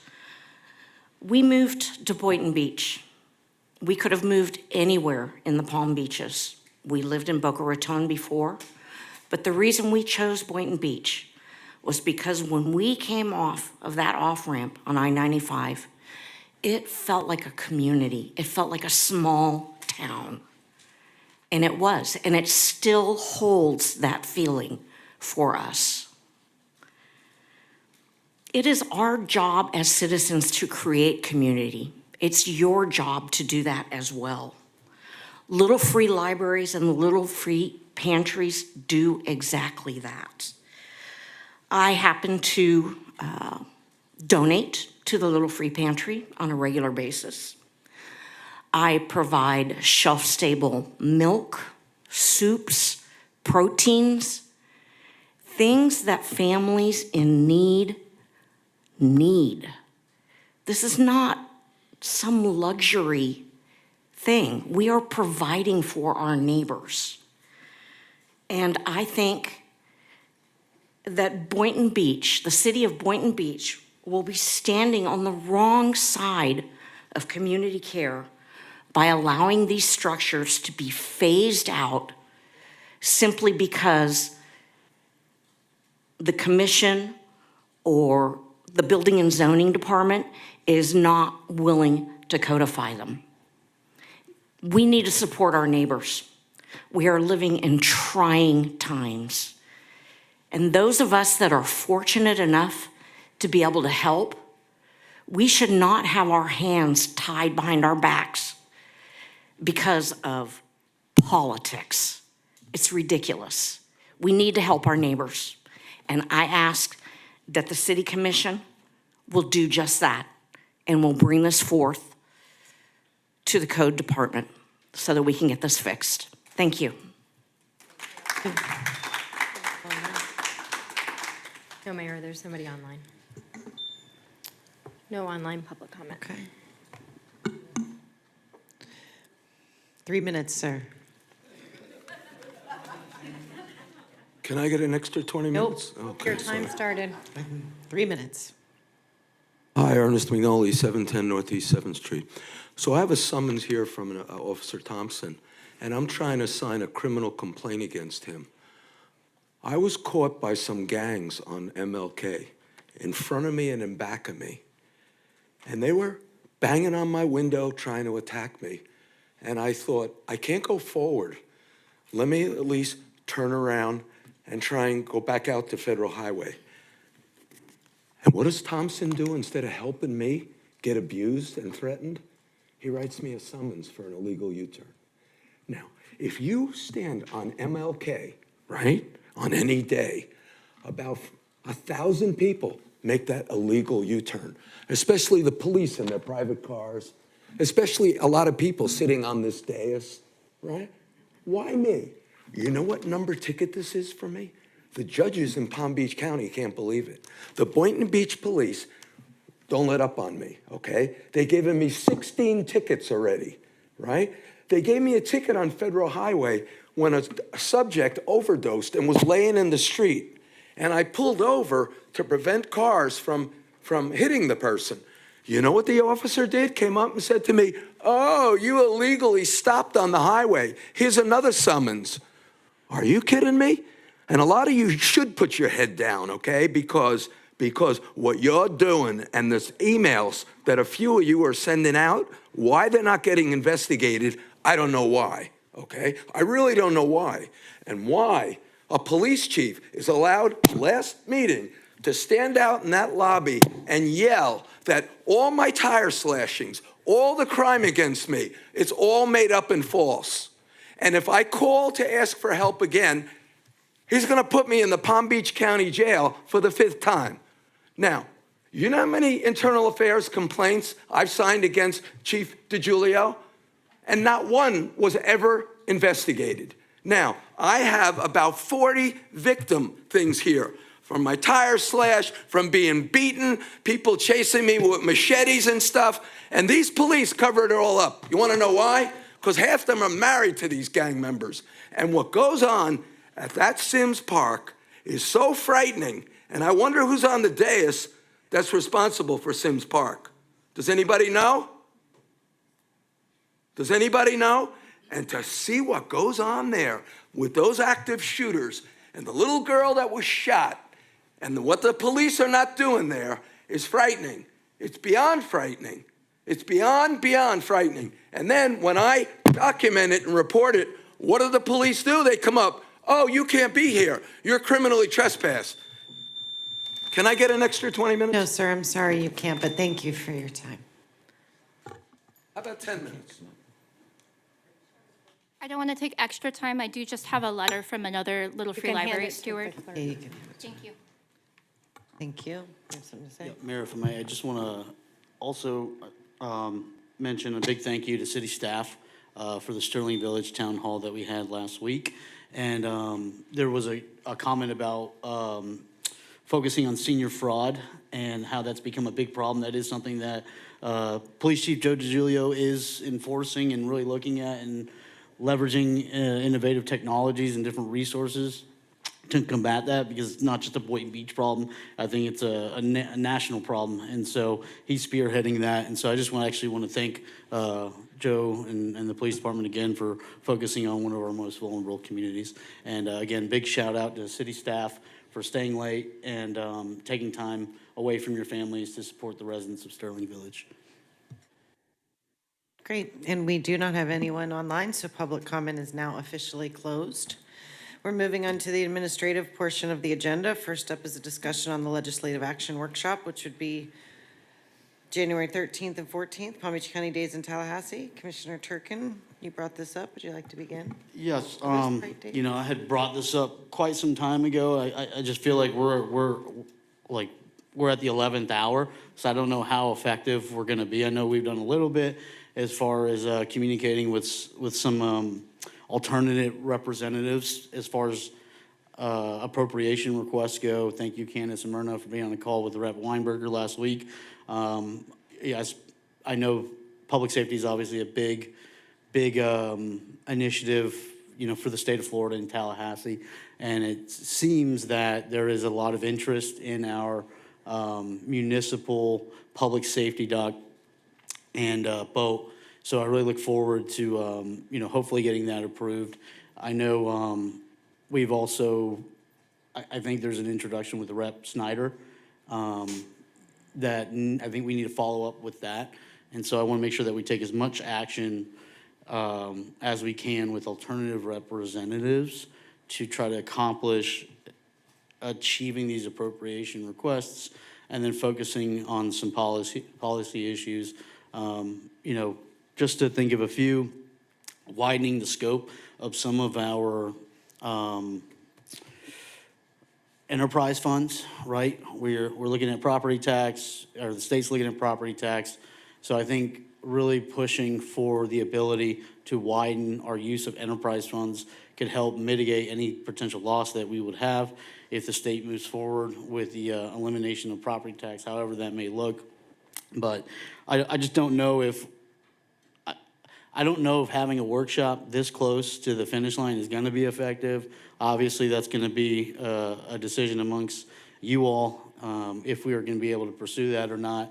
I think maybe the alternative is, you know, maybe just have a discussion on maybe our top 3 policy initiatives we want to get done, and then we can have the city manager's office, Candace, talk to these alternate representatives that we're utilizing to try to help push these policies in collaboration with Ballard partners. So I guess what I'm looking at is just getting organized as far as a consensus of what we want to see as a body, to help our residents and accomplish in Tallahassee. Do you think this is something we could discuss on Saturday? Yeah, For the top I'm three? okay to We're already in a piggyback it on a workshop. Saturday. We're already coming in, so if Gives us the some time board's to think okay about with it. it. Isn't it CRA or it's joint? Joint. Okay, It's as long as joint. it's joint, okay. So maybe Yeah, we but can just add it's- that to the agenda then. Yeah, and we have enough time, so let's just, Yeah, and maybe that gives everyone up here time To to come in kind 30 of focus minutes on early. what they want to see, I know if you haven't looked at the appropriation requests that we're submitting, Candace has them. And I think the big thing is the visual of it, the why behind it, how it can benefit not just the residents of Boynton, but for it to be multi-jurisdictional, is how we can accomplish that by thinking outside of just Boynton Beach, but, all of Central and South Palm Beach County. right.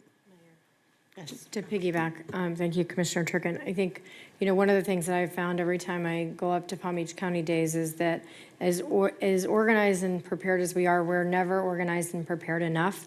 And I think that it's really important. I think that to be prepared and have talking points, we have very little time when we're up there to talk to the representatives and to push, like you said, the why of why we're doing this and why it's important. And so I think that the more that we can be prepared with talking points, and we depend on staff to kind of, to assist with that, but really, talking to these departments and figuring out why are we asking for this? Why is this important to our residents? How it's going to benefit the residents, so that then our representatives can really push, in committees and through the body as to why that's important. And so I think that, whoever is going to go up to Palm Beach County Days or go up another time, I know I've already been speaking about going up a couple of different times this next year, especially with, between Live Local and some other things that are, the CRA, possible bills, and then property tax reform. I think, I know I plan to be up there a couple of times to really work on that. So I think anytime that we can collaborate and make sure that, whoever is going up there is really focused on what's important for the residents, I think will be helpful. So I 100% support this. I think Saturday makes sense. We can have a brief kind of overview of what's going on from Candace and what we're asking for and where our priorities are. So thank you. Thank you. Mayor? Yes. I don't have a problem with having a workshop on Saturday, but I would like for staff to make sure that we are informed of what Palm Beach County issues are, as well as the city of Boynton and some of the other cities. Because when we go up there, we group with the other representatives from Palm Beach County, and it would behoove us to know what's on their discussion board so that we can make a decision, be in support of, hopefully. But I think we need to be aware of that. And maybe you have that information already, but if not, make sure that information becomes available by the time we have the workshop. Candace, does that give you enough time? It's this Saturday, correct? Yeah. I already started to compile, Candace Walls, Chief of Staff. I already started to compile some information. Adam gave me a couple of items, and I do have what Palm Beach County has for their legislative priorities, so I can put something together. That was going to be my alternative, was to give you guys like a little bit of a legislative priorities list in lieu of a workshop, just because of how everything was funneling with time and the NLC. So I can definitely do that for you, yes. Thank you. Great. Any other comments on this issue? We'll pick it back up on Saturday. Okay. Thank you. Thank you. We're moving on to the advisory board and appointments. We have an application for the Education and Youth Advisory Board. There's one alternate position and 3 high school student positions available. And this nomination goes to Commissioner Cruz. I'm looking No, at the student, sorry to interrupt. The student appointment is actually Vice Mayor Hayes' appointment, if you're looking at the list. Just wanted to make a quick comment. I was looking at the application. It says that it is a Boynton Beach resident. However, when looking at the map and knowing that zip code, It's actually outside of the city limits, so just wanted to make the board aware of that. I don't know if we look into that during the application process, but that's something that maybe we should have flagged for the waiver on the application.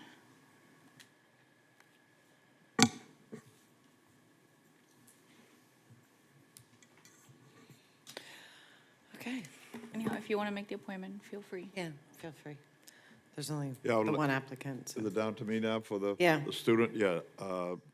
Arillo Teneborum be appointed to that student position for the Education and Youth Advisory Board. Great. Do we have a second? Second.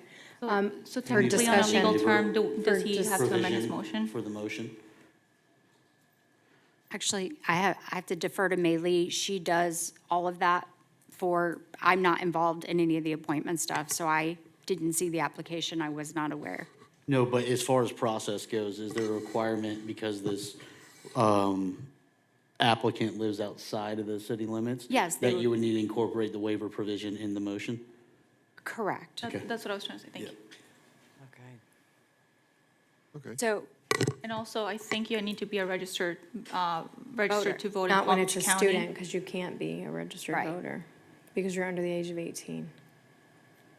Well, you can pre-register at 16 and you can be registered at 18. I don't know the age of the student, so. you can't vote Can't at vote. 18. You can pre-register to vote and you can. But I think vote it's- at You're 18. not a I- registered, you Right, don't get your right. voter card Yeah. until you're 18. I don't know the age of the so- student. Student could be Yeah. broad, it could be a college student, it could be a high school Yeah. student, I don't. No, my son did that pre-registration, but he doesn't have a registration card and can't vote until he's So- 18. So maybe the motion could include the waiver provision contingent that the applicant could fill the seat if they are eligible to vote? I don't know. No, No, because 'cause you it's a don't, it's student. not limited to students. Well, is it a college student, is it a high school A high student? school, they're a It's high Can I school make- to be a high okay. school Can I make a student. suggestion? Yes, please. Yeah. Why don't we have Maylee go back and ask the person if they'll complete a waiver? Yeah, And they let's can vet it answer, first. we need to know how old the person is, Agree. and then, Well, they're 16, this. because they were born in 2008. So they just turned 17. 16 or 17, They just turned correct. 17. So it's just I proper don't- to just table that one? that is my suggestion. Okay. Yeah. Motion to table. Second.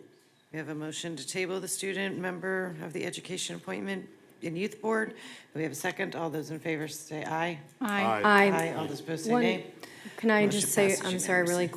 quick. When it comes to, Shauna, if you can look into this, when it comes to a student, if they're a student at one of our schools that we have focused on, then I want to see, let's read how also that requirement is when it comes to a student, when it comes to the Education Youth Advisory, because Palm Beach County has a bunch of choice programs. And so you can have a student that goes to Boynton Beach High School, and they're part of the aeronautical program, and they're a student at our local high school. So I want to see, I would like to see Maybe how we that need is to worded. add that to the waiver, is for them to indicate what school they go to. That would be good. Right. Take some mystery. But also Because- just read the wording of Well- our, because I don't know if it's clear Yeah. when it comes to a student, if the student portion has to be a resident. So that's why I'm Right, asking. okay, and then, but one of the other things to consider is you could have a student that lives here but also doesn't go to school. Correct. In one of our schools, and whether or not that would be acceptable to you. Right. Well, I know we pushed this out to Boynton Beach High School and Santa Lucia's High Okay. School. So I know that was, this, if I had to guess, this student came from one of those two Okay. schools, because that's where we pushed it out to. I'll look into Through the principals, so. Okay, thank you. Sorry, thank you. No worries. Okay, there are vacancies on the following advisory boards: Building Board Adjustment and Appeals, Historic Preservation Board, and the Library Advisory Board. We encourage residents to apply and join one of the boards. We have one community support fund from Commissioner Turkin, which is $400 for Growing Strong Ministries. May we have a motion to approve the community support funds? Second. We have a motion to approve the support funds for Growing Strong Ministries, and we have a second. All those in favor say aye. Aye. All those opposed say nay. Motion passes unanimously. We will now be moving on to the consent agenda. If my colleagues want to pull any items from the consent agenda, now is the time. Let's start to my left with Commissioner Turkin. Nothing in this section. Thank you. And Commissioner Kelly? No, Mayor. And Vice Mayor Hay? No pools. And Commissioner Cruz? Not for me, thanks. Great. Motion to approve consent Second. agenda? We have a motion to approve the consent agenda. We have a second. All those in favor say aye. Aye. Aye. All those opposed say nay. Motion passes unanimously. We will now move on to consent bids and purchases. If my colleagues would like to pull any items, let's begin on my right with Commissioner Cruz. Nope, thank you. And Vice Mayor Hay. No. And Commissioner Kelly. No, Mayor. And Commissioner Turkin. Yeah, I want to pull 7C, just to highlight that very quickly. And then I'll Motion. make a motion to approve the remainder of the agenda. Second. We have a Or the, motion to consent. approve the remainder of the agenda and a second. All those in favor say aye. Aye. Aye. All those opposed say nay. Motion passes unanimously. So Commissioner Turkin, would you like to begin since you pulled 7C? Yep.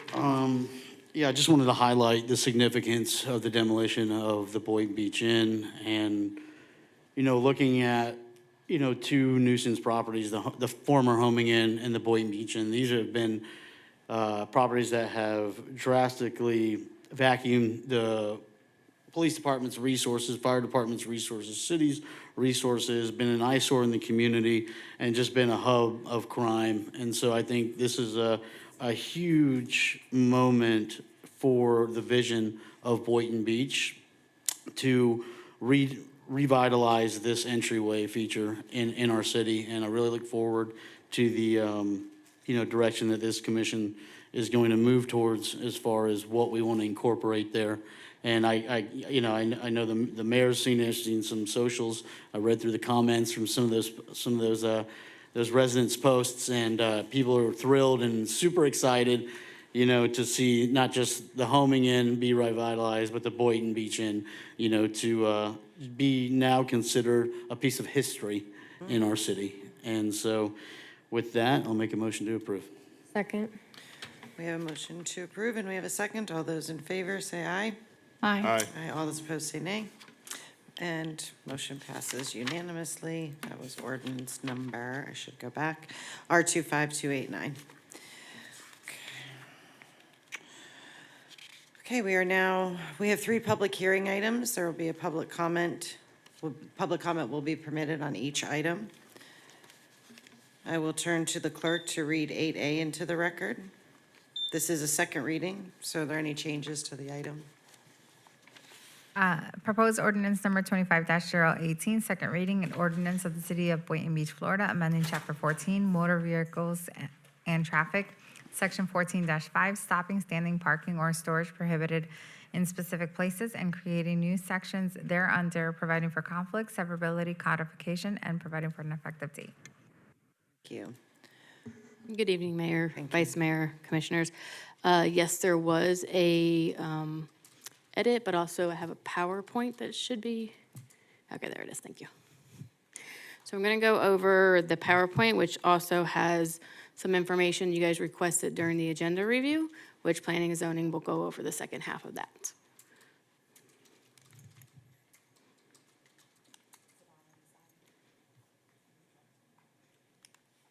Oh,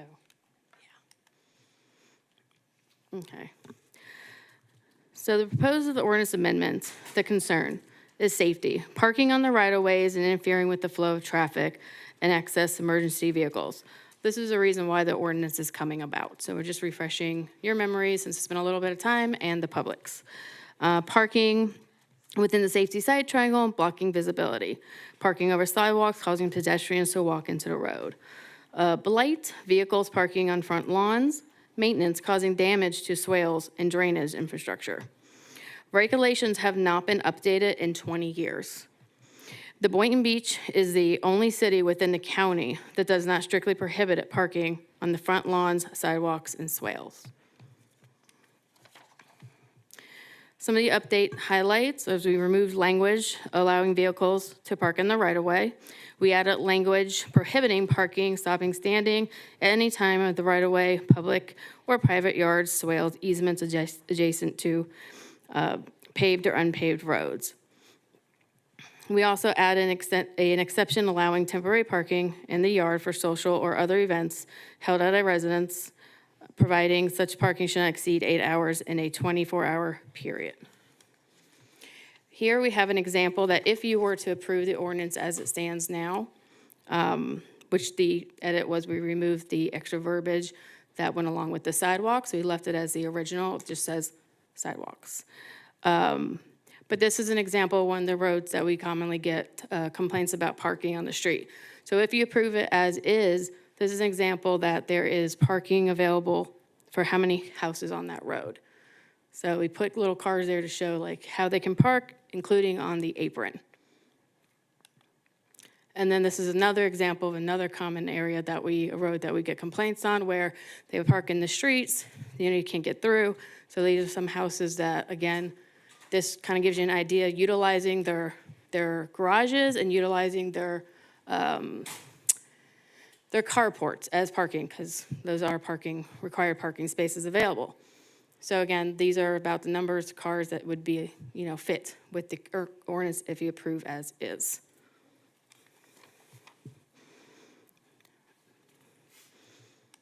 I don't think it went, oh, sorry. There's the vehicles. I didn't realize it was that. And then I'll have planning and zoning go over current off-street parking regulations.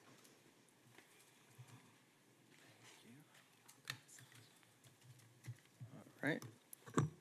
Good evening, Mayor, Vice Mayor, and Commissioners. Kevin Fisher, the Planning and Zoning Division Director. So, not to bore you with getting into the details of code language, but just to provide a little context, I wanted to focus on the land development regulations and the requirements, focusing on single-family and two-family dwelling units.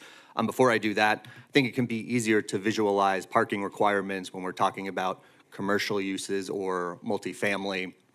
With commercial, it's the square footage of the store, and then there's a multiplier, and that's how many, parking spaces you're gonna see in a lot. It's a little bit different with respect to single-family homes. So first, the code does require that driveways are constructed of a hard surface, think of concrete or asphalt. There is a limitation in the code not to exceed 40% of the minimum front yard area as an impervious surface.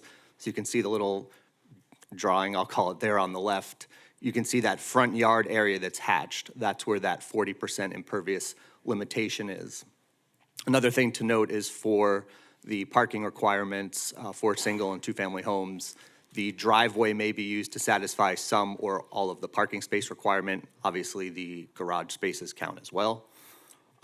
Another note that in the code, there are requirements that if there is an addition, say a driveway is going to be expanded, if it exceeds an 800-foot expansion or results in less than 40% pervious surface on the entirety of the lot, that does trigger the requirements for drainage plan and calculations to ensure no concern with runoff. So in terms of the number of spaces required for these types of dwelling units, it's a minimum of 2 spaces are required for the unit, or 1 space per bedroom, whichever is greater. So think, if it's a 4-story home, there would be that 4-space requirement. There is also a section of the code that addresses for new construction if a home has 5 or more bedrooms. On the plans at building permit, you're required to have the 4 spaces now, but you have to show on the plan how you can meet that additional parking requirement, such that if in the future you have more vehicles, you can't start using your grass or swales. So you have to have that built in to accommodate that future parking. I also do want to note that there are, especially with structures built, decades earlier, there are a number of non-conforming structures in the city. The code does have language that addresses those non-conforming structures, so they are able to, stay in use. I know I kind of ran through those quickly, and I know some of the concerns that staff has been hearing is if this ordinance were to go forward, the lack of parking and where would they go. I think some of the visuals Candace provided helped with that. So just wanted to throw out some thoughts from things that we've heard, and obviously it's up to the city commission. Clearly this is a second reading, move forward as the ordinance has been heard. Another thought was to the second bullet, if more of the concern was parking on the grass, parking in swales, to move forward with those changes and drop out the on-street parking, and maybe for certain districts. And then also, this would take a little bit more time than doing tonight, but staff can certainly look at other alternatives. I'm aware of some municipalities that allow semi-pervious surfaces, and that helps when you're doing that 40% calculation, so that's something we could easily explore Also, making other amendments to the code. So with that. Are there any comments or questions from the commission? Yes. I don't have a problem with the public side of the parking, but I do have on the private property. So I would like to see that second option I think you talked about, because right now, I don't think the public has had an opportunity to really hash this out with the city. And I think it needs a little more discussion, because we have houses that were built some time ago, before all these codes and regulations came into to play. And in District 2, I know that there are some houses that don't have a garage and areas to park. And if we're going to really come down on those who are parking on the street, I think we really need to look at some individual cases that it's really going to be a problem. And to tell someone who's a senior citizen who's barely making it on their income now that they have to build a garage or, not a garage, but a concrete driveway, and they just can't afford it. And is the city going to subsidize that expense or help them out in some way? There's some grant money somewhere. I think we are moving a little too fast with the overall project. The public, I can see, because I have that problem on the street where I live. They park on both sides sometimes, and I have to turn around and go the opposite way. So, of course, that's a problem. But you got some of these houses where the streets are so narrow that it poses a real problem for them to do what we're saying. Some people I noticed, they have two cars, just two cars, and they can't park on the grass, of course, like they're doing now. So they're going to put both cars on the street, and that could be a problem. So we really need to take a closer look at the private side of this thing. So if we could somehow pass the public side of it and take a further study of the private side before we make that final decision, what the city is going to do and slap who on the wrist for what. So that's where I am. I'm gonna comment on this last, because I'm gonna wait and see what you cover, but do you want to go ahead and say what you want to say, or do you want to let her do it? Yeah, if you want to Yeah, why don't you respond go to that, first, and then then I'll Yeah. have some comments. Amanda Radigan, Development Director. I did just want to make some comments because I spent some time looking at the street network, specifically in the two areas, Forest Park and the heart of Boynton. It is obvious that there are some areas within the heart of Boynton that are physically constrained. Parking on both sides of the street is unsafe, right? We can't get emergency vehicles through. It causes problems. The other side of that is that they're 20-foot paved roads. You can't park there and have two-way traffic. One of the alternatives that we discussed in-house with staff was the idea of designating on-street parking on a road like 13th and changing the flow of traffic to be one way. That's the only way you're going to safely possibly get some parking and safe traffic through. That's an option at some of the roads, I think, within the heart of Boynton to look at. Obviously, that has to be studied, it has to be vetted, we have to go through the overall network. But that is, in some of the areas within the older street networks, it's difficult because there are physical constraints. Go ahead, Commissioner Turkin. Thank you. I don't want anyone. Hold on, let him go, and then we'll come Okay, back go on ahead. it. Go ahead. No, I definitely, I definitely see where you're coming from, Commissioner Hay, and I think there's a happy median here of where we can accomplish, considering these roadways and these houses that were built some time ago. And if you look at the plats, or maybe are different from some of the houses that are in different parts of the city, right? I don't want to look at like just allowing the continued free reign of 20 cars parked in, the front yard, or, the use of like storage vehicles being stored on lots in the backyard and the front yard.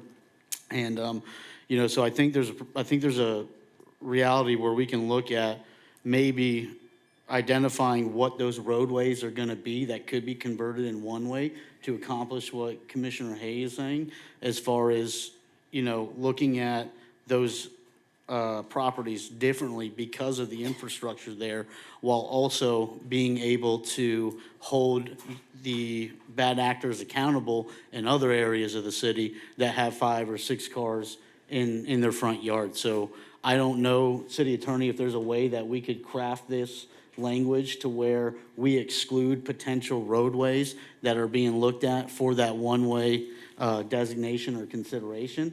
And then the other comment, if I can just get some clarification for something I'm a little bit confused about, is the timing of how long those vehicles are parked there and how we're going to manage that. I think we need to kind of illuminate that portion too. But I definitely want to try to accomplish something in the middle where we can, still hold people accountable, but also can take into consideration that not all of these lots are built and the roads aren't built the same. I think that would be easy to build into the ordinance if, specifically for the allowing some parking on streets on some areas where it's needed, if we do it by width of the paved area, because those are the constrained roads.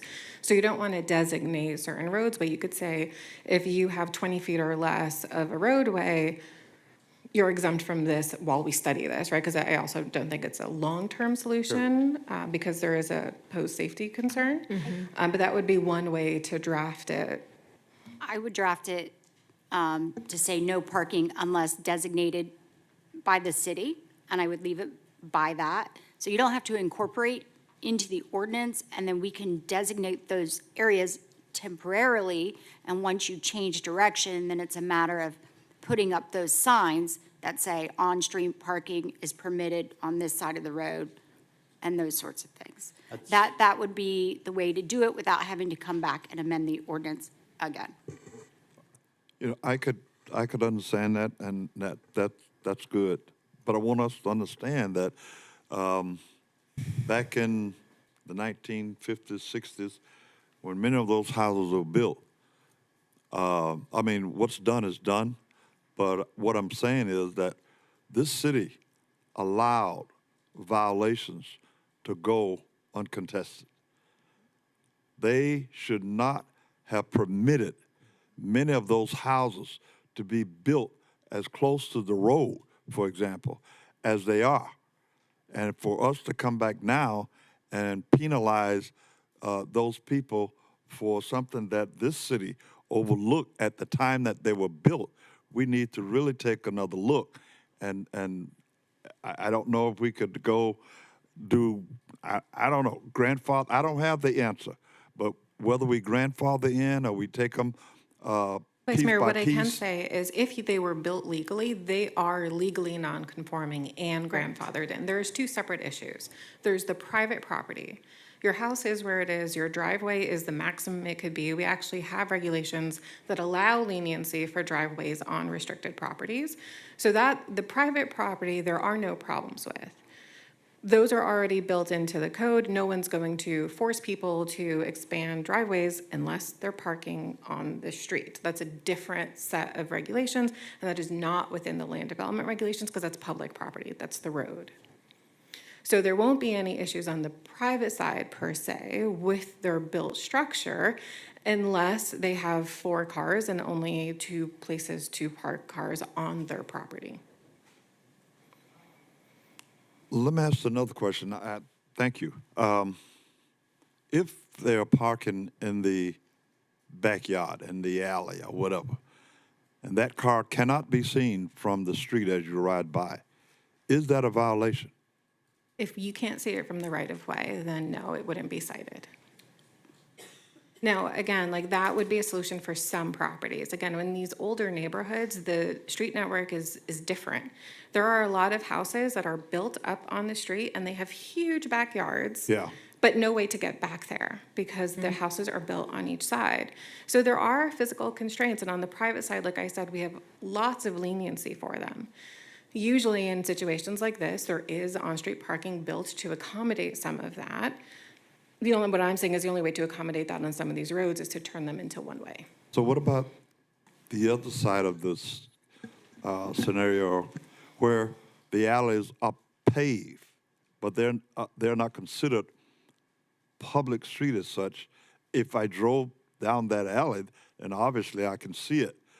But if I can't see it from the front yard, even though the alley is a paved street, is that a violation? Is it blocking the alley? No, it's not blocking the alley. It's parked maybe in the yard or on pavers or We wouldn't whatever. consider alleys on-street frontage. If you can't see it from the front, I think you're in a good place. Does that sound about? Is if the public can't see it from the public right-of-way, from any public right-of-way. So that also means the neighbor, if they have a fence that's not wooden and they can see and they want to file a complaint and allow us in their backyard to view the car in the back. It needs to be screened. Correct.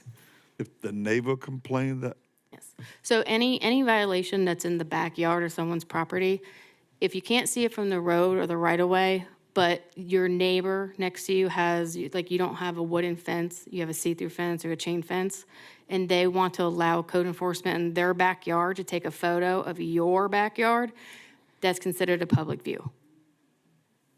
you know, I don't mean So we've to, had this I don't problem mean is- to beat a dead horse here, but listen, there are people that have sheds and they have a fence, a 6-foot fence, but the shed goes up another 4 or 5 feet. It looks ugly. Can I complain about that? And There you understand are what I'm shed saying? regulations, There's they going to be a are lot regulated. of picking and subjectiveness in this that I'm trying to prevent. Yeah. Okay? I think the intent of this ordinance is the first 3 concerns that Candace covered. It's to minimize blight, to maximize safety, and to minimize some of the maintenance issues that we're having. I think there are issues in code where if someone is complaining about something else, we may have to take action, but as long as those 3 things are covered and we're not causing visual blight, it's behind the building, it's screened, I don't think that they would be actively citing for something like this. Backyards and back areas where code enforcement can't see a public right-of-way are pretty much always complaint-driven. Well, we've had such an issue in Forest Park where we've had backyards that are full of 6 cars with no tires and rust and have been there for 10 years. So the fact that we just didn't enforce this, so bygones, I can't stand behind that. I can tell you I've received more emails in favor of getting the cars off of the grass. And you guys have been doing an amazing job on the weekends, and you will hit a house on Southwest or Southeast 7th. It'll be good for a couple weeks this weekend, parking lot again. I think that this is 2 phases to this. I think that when these homes were built, you only had so many people living in the homes. I think it also goes down to cracking down on landlords. I'm a real estate broker, I do leases every day, and in that lease, it says there are specifically 2 parking places for this property. The landlords are not doing that. So this is a bigger problem, but at the end of the day, it's something that I will stand behind, that it has to be resolved. We cannot have parking lots in the yards anymore. We can't have 9 cars in a 2-bedroom apartment. At max, there would be 3 cars there if allowed by a landlord, but it'd really only be 2. So I defer to you guys to educate us, but we know the problems, and I've had more emails and phone calls to change this parking ordinance and sit back and say, let's just let it be the same. And did I hear it right that we're the only city in the county that does not do this? That doesn't strictly enforce it. That is I don't even know correct. how we got here.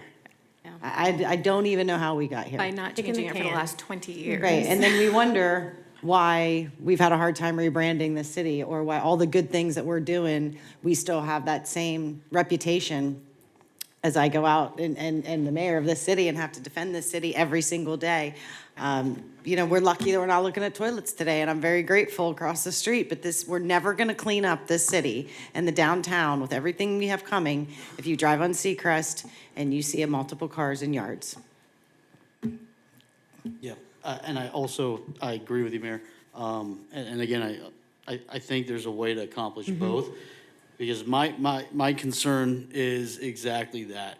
And, you know, if we look at, I actually had a resident in Inca approach me on Sunday about this very issue, and, you know, someone that's pretty involved, and they mentioned, well, don't you guys already regulate the vehicles via the Airbnb ordinance, right? I think it's one vehicle per bedroom plus one, so, you know, that's being regulated, right? But overall, at a macro level, you know, it seems that there's a gray area here. I did not know we were the only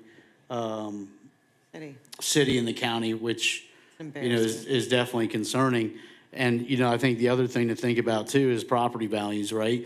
You know, if you're, you know, doing your best, you're participating in the city's, you know, yard of the year or yard of the month program, and you do your best, and your neighbors, you know, have 4 or 5 vehicles in the driveway, they're spilling oil, you know, which also creates other potential environmental issues with these vehicles just, you know, sitting there, you know, that's a concern too. And so, you know, I definitely understand the sentiment, you know, of the earlier comments, and I think there is a way to accomplish both, where again, we hold those bad actors accountable, you know, while we, you know, can look at those one-way roads that, you know, may I be will designated. say, approving this ordinance the way it stands today doesn't prohibit us from looking at street modifications to add on-street parking. So both can be accomplished today. The ordinance can be passed in its form, the way it stands before you, and you can direct staff to continue looking at possible street modifications for physically constrained roadways. And the timing is, it's 8 hours, any vehicle that's parked there over 8 hours. Right. Currently, it's 8 hours within a 24-hour period. So if you're having a party or something like that, it doesn't go on more than 8 hours. The way they enforce that, because they're not allowed to physically touch the vehicle or mark, they used to chalk tires, they cannot do that. They can digitally take a picture, or they can mark the street and then measure the distance from where it was to tell whether or not it's still in the same position or if it's moved and left. However, technically, I mean, someone could leave for an hour and come back and restart that 24-hour period, 8 hours in a 24-hour period. But So let me just let you know where that came from. So if we say no parking on the street, no parking on the yard, if we don't put an exception in there with some sort of time frame, then you do run into the issue of, you know, I'm having a party, I'm having an open house, and code or police come over, service aid, whoever, and see a car out there, and they're just gonna automatically, you know, give the warning first, but then it could be, a ticket after that, where you want some type of exception in there to allow time. The reason why I chose 8 hours, I did base that off of another city. They do add 8 hours. You could do 12 hours if you like. But if you go beyond that, it's going to be very hard for code enforcement or police to monitor and actually be able to enforce it. Because as the ordinance stands now, a car can be parked on the right-of-way for 36 hours as long as it's moved for a half hour out of those 36 hours. It's impossible to enforce. Okay, well, everybody pretty much leaves their house for 30 minutes and 36 hours usually. Exactly. You know, unless you're disabled or something, I understand. Yeah. And then you're probably not driving. Overnight, so I think looking at what is that time frame gonna be overnight? If you're having a party, you know what I mean? You know, if you get the vehicle, is 8 hours enough, maybe 12 hours? You know, I think 12 hours would be good. I mean, if you say overnight parking, then you're leaving out the daytime where there's an open house on a Yeah, I mean, Saturday I at think 12. 12 hours is good, like 6 to 6. Somebody goes to a party and they might have had too much to drink and they're gonna stay at this person's house. You know, that's 12 hours, Mayor, please. thank you. Amanda, thank you for touching on the non-conforming, because I think that that's important. I know I talked about it and wanted you to actually kind of discuss the options when we have residents that, you know, want to make sure they can park their vehicles, but as of, you know, because of when their home was built and because of requirements at the time, many years ago, they're non-conforming. So thank you for talking about that and how we can kind of leave that out of the equation. So if they're non-conforming, they, what is then their requirement, or what are they permitted to still do when they're non-conforming? So if they have a driveway and then maybe, like, what exactly are they permitted to do when they're non-conforming? So non-conforming means that they can maintain their structures and their site the way they are, as long as it was legally built. What that also means is that there is, by case basis, some common sense that we have to apply to how the site is functioning without taking away use of their property. You can see that all over the heart of Boynton right now. There are some situations where there are a single-family home, and it does look, I won't say a parking lot, but they have like paved to pavement because they have 3 cars and the lots are 25, 30 feet wide and they needed to park 3 cars. So as long as they're working and we can figure out that they're draining properly, we would allow that to happen. So it's by case basis, some common sense, the code allows us to make some modifications if infeasible. So what do you suggest moving forward when residents have a question? Because what I see happening is this will happen, and then maybe it won't even be code, but they'll wonder, what do I do? How does this affect me? What is the best course of action for them to make sure, that they're getting the right answers, they're getting the right information. It's not, just ending up as public comments and that it becomes an effective communication with the city, because I feel like anytime we change anything, we've seen it, anytime we're changing ordinances, that affect private property or public property, there really has to be some grace and understanding in, in changing it, how this is going to affect someone. I do want to have the conversation about the semi-permeous materials and what the alternatives are if somebody wants to put a car pad on their property to allow for additional vehicle that didn't have it previously. And so I want to have those conversations. And then, but in option 2, where it says maintain most proposed changes, but amend it to allow street parking. In those street parking, and one of the biggest concerns with the allowing for street parking is when you have parking on both sides of the street, our emergency vehicles cannot go down the street. And as Vice Mayor Hay said, he can't even drive down the street in his smaller car. So what can we do? Is the suggestion that it's on street parking on one side of the street? Do we do that to move forwards, allowing for street parking, but also making sure that our emergency vehicles, and the public has access? I have a question about that.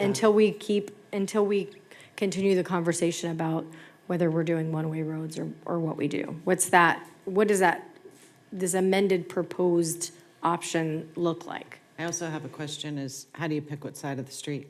Yeah. Right? Because if it's my side of the street, I'm not going to be very happy. Half of the street will be upset. Right, right. I mean, there are like HOA solutions, which again is not efficient for the city to manage. Like in some HOAs, it's like evens and odds, right? Like that's not sustainable, and we want to make sure we're striping spaces, so it would be one side of the street. So what that option would say would be to essentially leave on-street the way it is now. Is not do anything, allow us to continue to study the network, and we can say that that is just for, constrained roadways. We can say that it is just for the heart of Boynton while we study street networks. I don't think that we can commit to making a one-way street out of 13th right now without going through the proper engineering, studies, traffic flow, all of those things. So the interim would be to just leave right-of-ways out or leave right-of-ways in certain areas out for now.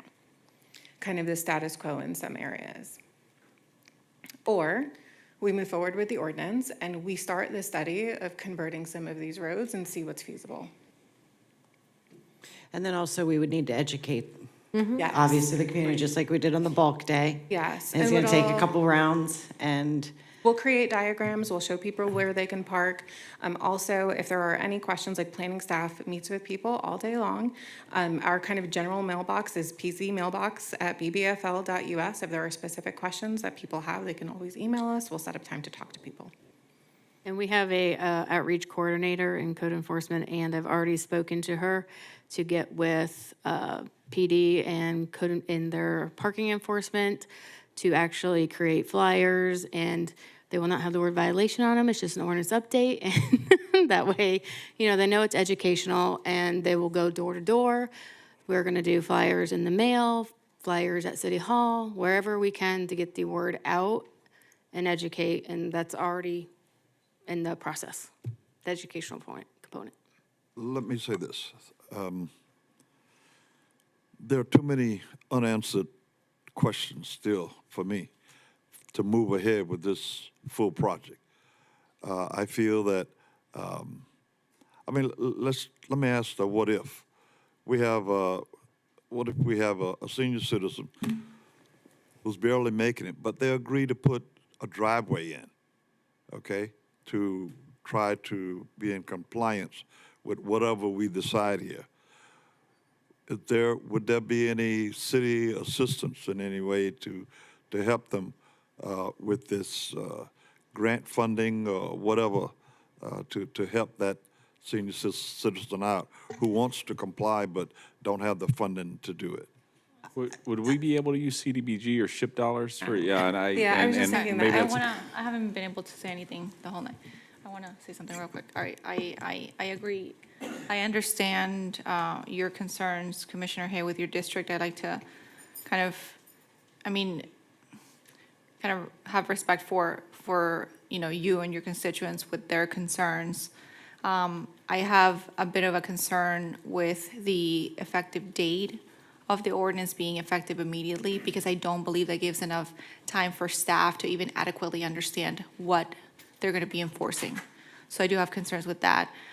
There are still a lot of unanswered questions. We've been in a lengthy discussion for, I want to say, potentially an hour, and there are still questions from the district commissioner and as well as other members. So I would be okay if we wanted to table this and have more of an understanding, or if we could amend it in a way that leaves it open for us to revisit this with a different ordinance to address those concerns. But I also have concerns with us giving one side of the road access to parking and not the other side, because then we're not treating people equally. So I do have concerns with that. It just opens a whole can of worms. So it wouldn't be that one side only has access to it. Public parking, anyone can park on it, but it would be situated on only one side of the street. But of course, like, anyone can use that parking space. Obviously, it's up to the commission if you guys want to table this. I think at this point, though, we would need more direction on what questions you'd like answered. There's multiple parts to this. This ordinance is purely restricting parking based on safety issues, maintenance issues, and blight issues. The LDR components about flexibility for building driveways and grant possible funding, those are things that we can continue to explore that are separate from this ordinance. When you use the caregiver, again, I obviously think we should explore this caregiver situation, but if somebody's on a fixed income and they are needing a caregiver, are you implying that the caregiver can't park there, or the person in the home that would need to put a driveway in? Because how many cars do they need? Do they have 6 cars? Because that's what we're seeing, and so we don't know what's going on behind closed doors. We just see what's on the outside. So, I get it. The city's like, hey, we haven't done this for 30 years. Why do it now? Well, we have to do it now. We have no choice. And I can see that point, what the mayor is saying. But by the same token, let me ask you, Amanda, have we had discussion with the public, with the citizen, open discussion about the dialogue and what their challenges are? About road modifications or about the safety constraints of parking on right-of-ways? Well, we may get some good ideas from, if we open this up for discussion and have some workshops or talks with the public, the ones who are directly affected, okay? I they can can show tell you you about what their 50 problems are and maybe come up with a solution that might be a good idea. I just feel that we're moving a little too fast, okay, on this whole project. I can go with the, I've already said what my position is, but I just have a real concern about the impact that this is going to have in the areas. I know in District 2, and I know of a few down in District 3, okay, that there's going to be a problem. But it's going to be a heavily problem in District 2, and I just want to make sure that we are going down the right road and approaching this the right way. I'm not against it at all. I'm all for it, okay? But I just feel that the public, the private side of it, we don't have all the answers yet. Commissioner Hay, I think that, being that the city is the only one in the county that doesn't have some of these safety things in play already, tell staff at least that we're moving in the right direction. I do think that you are absolutely correct that we need to look for design options and flexibility options on the private side. Yes. And staff can commit to doing that. But that is, again, separate from passing this ordinance. No. This ordinance, in my opinion, this is obviously up to the commission as a whole, this ordinance addresses the safety issues because whoever is parking on the streets, if a fire truck can't get through, that it's hard for staff to sit here and suggest that that's a good idea, because if someone can't get through and can't get the access to the services that they need, that's another problem versus where are they parking their car. Okay. So from a staff side, from a public safety side, at least in a regulation world, I can separate those two issues and say, this is still what I feel is the right recommendation, and we can continue to find creative solutions for those areas that are affected on the private side. That I can live with, okay? Because I don't want to stop the project at all. I want to move forward, just like you just said. But we need to look for other options. Solutions, and I think that we waited this long. As the mayor said, we've been 30 years. We have to address it. But I don't think we're quite there yet. So that's where I am. What would it take to, and this may be an ordinance that we haven't had into play or that other municipalities have, but what about if you have a 2-bedroom and having 3 cars? That's not allowed? Do you mean like a parking maximum? Yeah, I So mean, we have that happens when I sell a property, that happens when I do a lease. It's very specific where your parking is, no matter where you live, you are designated that parking. So if that might be. We do have that already on the commercial side. We do not have it on the residential side. The way it's governed on the residential side is not by how many parking spaces, it's about how much driveway you can fit, and that's the only place you can park. So it is regulated. It's just not saying you could only have 3 cars. Okay. Because if you're using your garage for parking, great. If you're using it for storage, then your use of your property. Yeah, you own 6 clown cars, you can put them in one driveway, I got it, but that's not the reality. We're looking at trucks and cars and buses, and I have to say, a lot of photos were submitted on this when we did our first reading for a slideshow, and if we need to bring that back up again, it's only gonna be more, because I've only received much more emails, more weekend issues, and we know this is such a problem on the weekend, because they know you're out now. They're prepared for it. We still need public comment on the item as well, too. So Right. just save some time for that. Okay.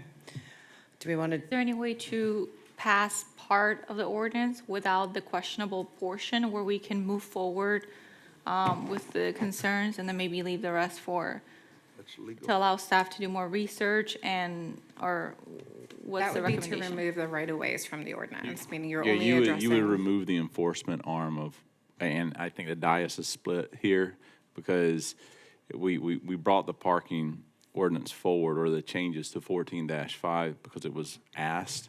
And if you remove the enforcement aspect, code's not going to have the ability to do the corrective action that a portion of the dais is looking for. So if we do remove that, the ordinance is going to be essentially benign. And so we can go another 20 years, 30 years, and the problem only gets worse and we do nothing about it as we're ready to build out a downtown and we say we want to attract people It's not here. 20 years if staff's working on it right now and doing research right now. Yeah, it's been 20 years in the neighborhood that it's been an ongoing problem. This is the first time the city's ever talked about it and responded to it. Yep. Yeah, I'd like to move forward to public comment, and then, I plan on making a motion. Anyone would like to come down and speak on this issue? Now is the time.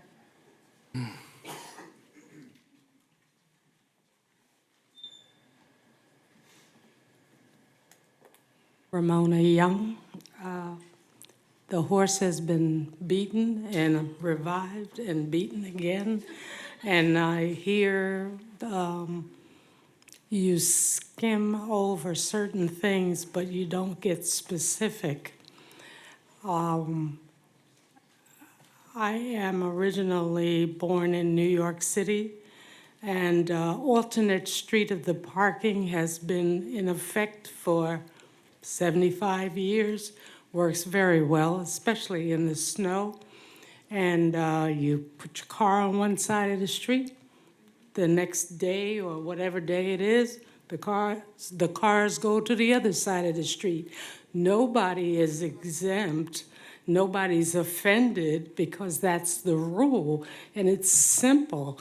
You guys boggled my mind here. And you didn't consider the citizens, which I think that you should send a survey. You said something about a workshop. Well, they're not going to all come.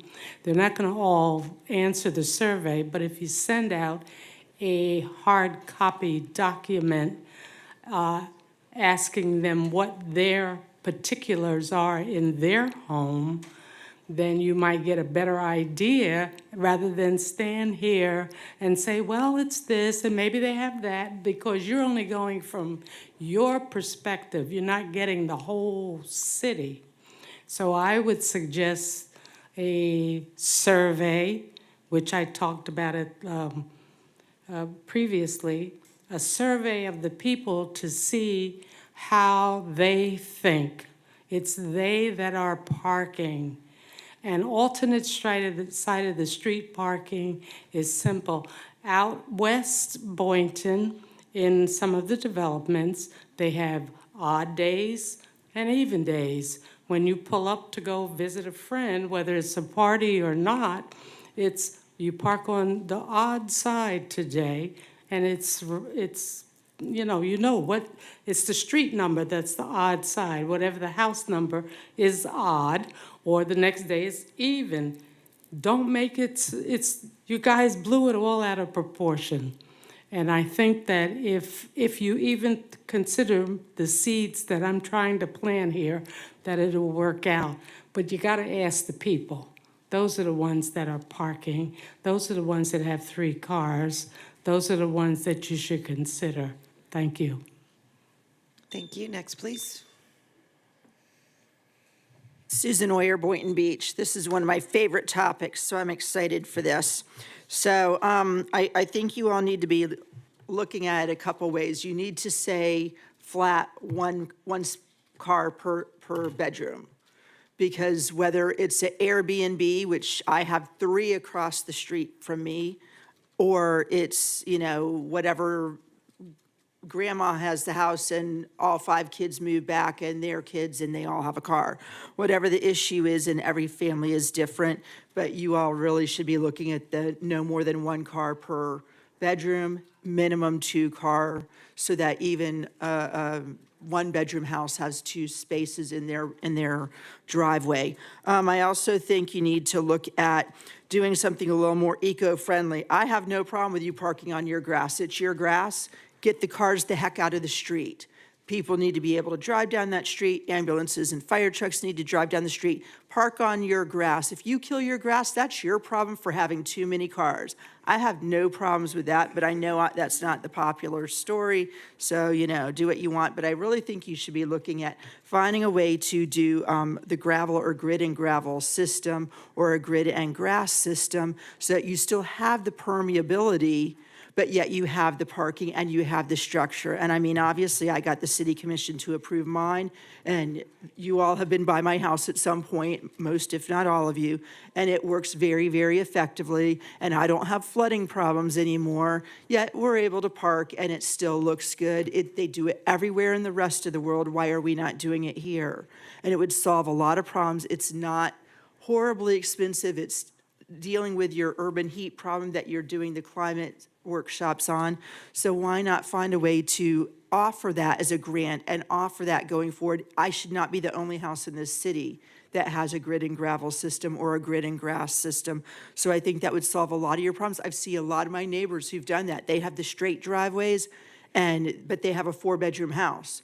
So they've now added a gravel portion onto their straight driveway to expand to allow the 4. And that seems logical. It solves the problem. It's environmentally correct. It's a win-win-win. Why are we not encouraging more of that? Not everyone has the space to have a circle driveway. So why are we not exploring those options? It would solve problems.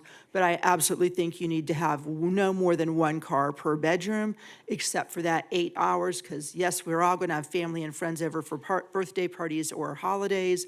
You know, what is your option? Are you going to put a city park in every neighborhood where there's a parking area for the overflow? Maybe people should go and ask their neighbors, hey, can my family park in your driveway for the next day while they're here on the holidays? So there's options. Thank you. Next, please. Hello, Sandra Watson. I've been hearing most of the complaints is about District 2, right? Now, the older houses in District 2, they have enough yard that they can park 5 cars. They have the yard. The problem is that we keep building all of these 0 lot line houses, and you got people that have like 5 cars, right? They can't park those cars. Why are we still building these 0 lot line houses? You got these apartment buildings that you just built on Martin Luther King, right? And you have sideway parking on the street. You can't get through, right? I go down 13th, I can't get through because every house has 10 cars there. There should not be any parking on the street. The fire truck can't get through. Reverend Hay, Commissioner Hay can't get through. I can't get through, right? And if we stop just jamming all of these apartment buildings, where are they going to park on these apartments that you guys just built, that you allowed to be built by the railroad track? Where are they going to park? What we're doing is we're just stuffing houses in. And now you want to penalize people who actually have the parking space, because District 2 houses, I know in my mom's yard, I can park 5 cars in the back, 5 cars on the side, and never be in the road because of the yard space. But what we're doing is that you're penalizing, so you want to penalize these people because we've allowed developers to come here and cram us in. Now we have no parking. Now we have no space. And then we're allowing renters to rent houses out to families that have 10 people that have cars parked in the back, in the front, out on the parkway, on the sidewalk, everywhere. We have to stop that. You got to give them a limit. If you want to do one car per bedroom, I'm fine with that. But don't penalize people who have the parking space and can park the correct way by just saying, oh, no, you can't park on the side. We don't need any on the side of the parking road thing. What we need is let everybody park in their parking lot, in their parkway, and that's just it. All of this, stop cramming in these houses. Just stop cramming in all these condos where people don't have places to park. Now, and now we want to come up with this ordinance and start penalizing everybody because they don't have a place to park. And we're allowing it, we're doing it. That's it. Thank you. Next, please.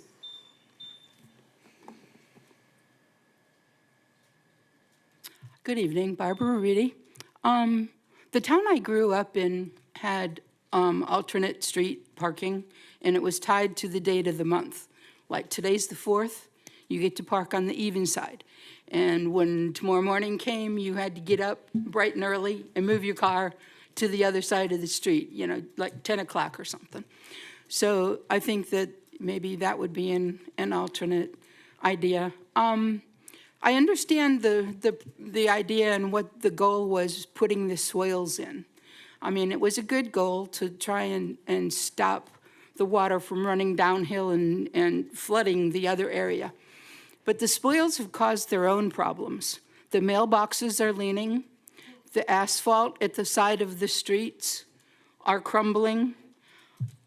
So I would be concerned with on-street parking. With a fire truck trying to go by, even one car parked on one side of the street because of the crumbling asphalt that's going on. That's a concern. I would agree with Susan that, let them park on the grass. It's their own grass. If they want to kill it, let them kill it. You can't, they're not allowed to park in the swales, so don't let them park in the swales, whatever, works. The other concern is, I have a friend on Southwest 13th who lives next door to a sober house.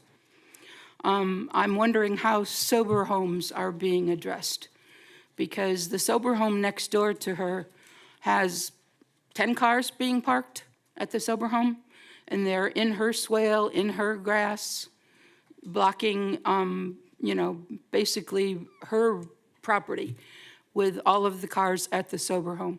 So I don't know whether it's addressed with the business license that's given to the sober homes, or how do you address the sober home problem?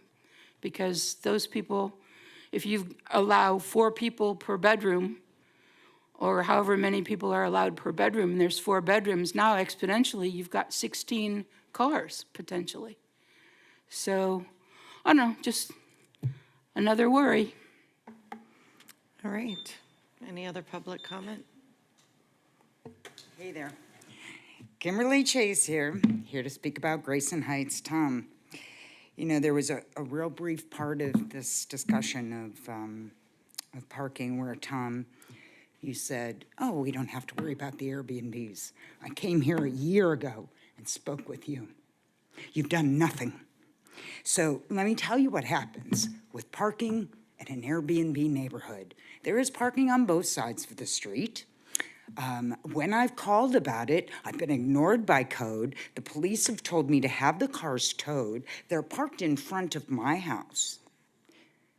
And it's an Airbnb. And nobody's parked in front of their house, and that's a problem for me. Then I was also told that they're now parking at Walmart. I happened to notice driving home off the old Dixie Highway that's there behind Walmart, lines and lines of cars. Go any night, you'll see 8 cars behind, what is it, Seabourn Cove? Right? So Seabourn Cove, there's a line of cars. I would suspect they have parking accommodations at Seabourn Cove. I don't know who all those cars belong to, but that's what's going to happen unless these residents in Commissioner Hayes' district have a place to park. They're searching for places to park. They'll use, public whatever they can do, like the Walmart. And I can just say this, as I said, is not being addressed, Tom. It's not being addressed. Unregistered guests, unsupervised children, bins. You're all worried about parking. We have garbage bins all in our roads in your district, Tom. I've mentioned it to you before. I've mentioned it to Pat. I've mentioned it to Candace. And doesn't seem to be anything worth doing anything other than giving somebody a phone call about. So that also blocks emergency vehicles. Police seem unaware. Dispatch, like I said, told me to have cars towed. Code won't enforce this. They say call law enforcement. Law enforcement thinks it's silly. Tom, you and code enforcement continue to ignore having a consequence to property owners who ignore the Airbnb rules, just as the landlords that Mayor Shelton mentioned. That's why I'm drawing the analogy. Leaving an okay 8 to 12-hour parking window means that partying vacationers invite more company, or the landlord may come and throw their own party in the rental home for 8 to 12 hours, which is exactly what happened and Super Bowl Sunday. And now you can. Thank you. Thank you so much. Next, please. Hi, Derek Calhoun. It occurs to me that cars are very closely tied to employment. Car is pretty much a prerequisite to get to and from a job. So as we talk about this, it makes me wonder, what are we doing for public transit to make sure that maybe we need fewer cars? If there are 8 cars in front of a home or an apartment, why are there so many people trying to live in that place? Well, the cost of living is too high. What are we doing on affordable housing? Those don't really seem like they're getting the same amount of creativity and intensity, and I feel like we're sort of penalizing people for having vehicles, which are a prerequisite to be employed, and then we're getting angry at people for causing blight, which is icky, which is really another way of saying we don't like seeing poor people. So maybe let's help them out. Any other comments from the board? Yeah, I just want to address some misinformation. I'm not going to allow staff to get dragged. I'm not going to allow myself to get dragged when this body 3 years ago had developed restriction to short-term rentals, which was extremely hairy and extremely difficult because of the preemption with Tallahassee. So I'm not going to sit here and allow the public perception that not just myself, but any mayor or any commissioner has unilateral authority to dictate or regulate anything. That is the city manager's office via code, via ordinance that this body establishes. And I've seen the emails, and I know how much time that staff has put into this.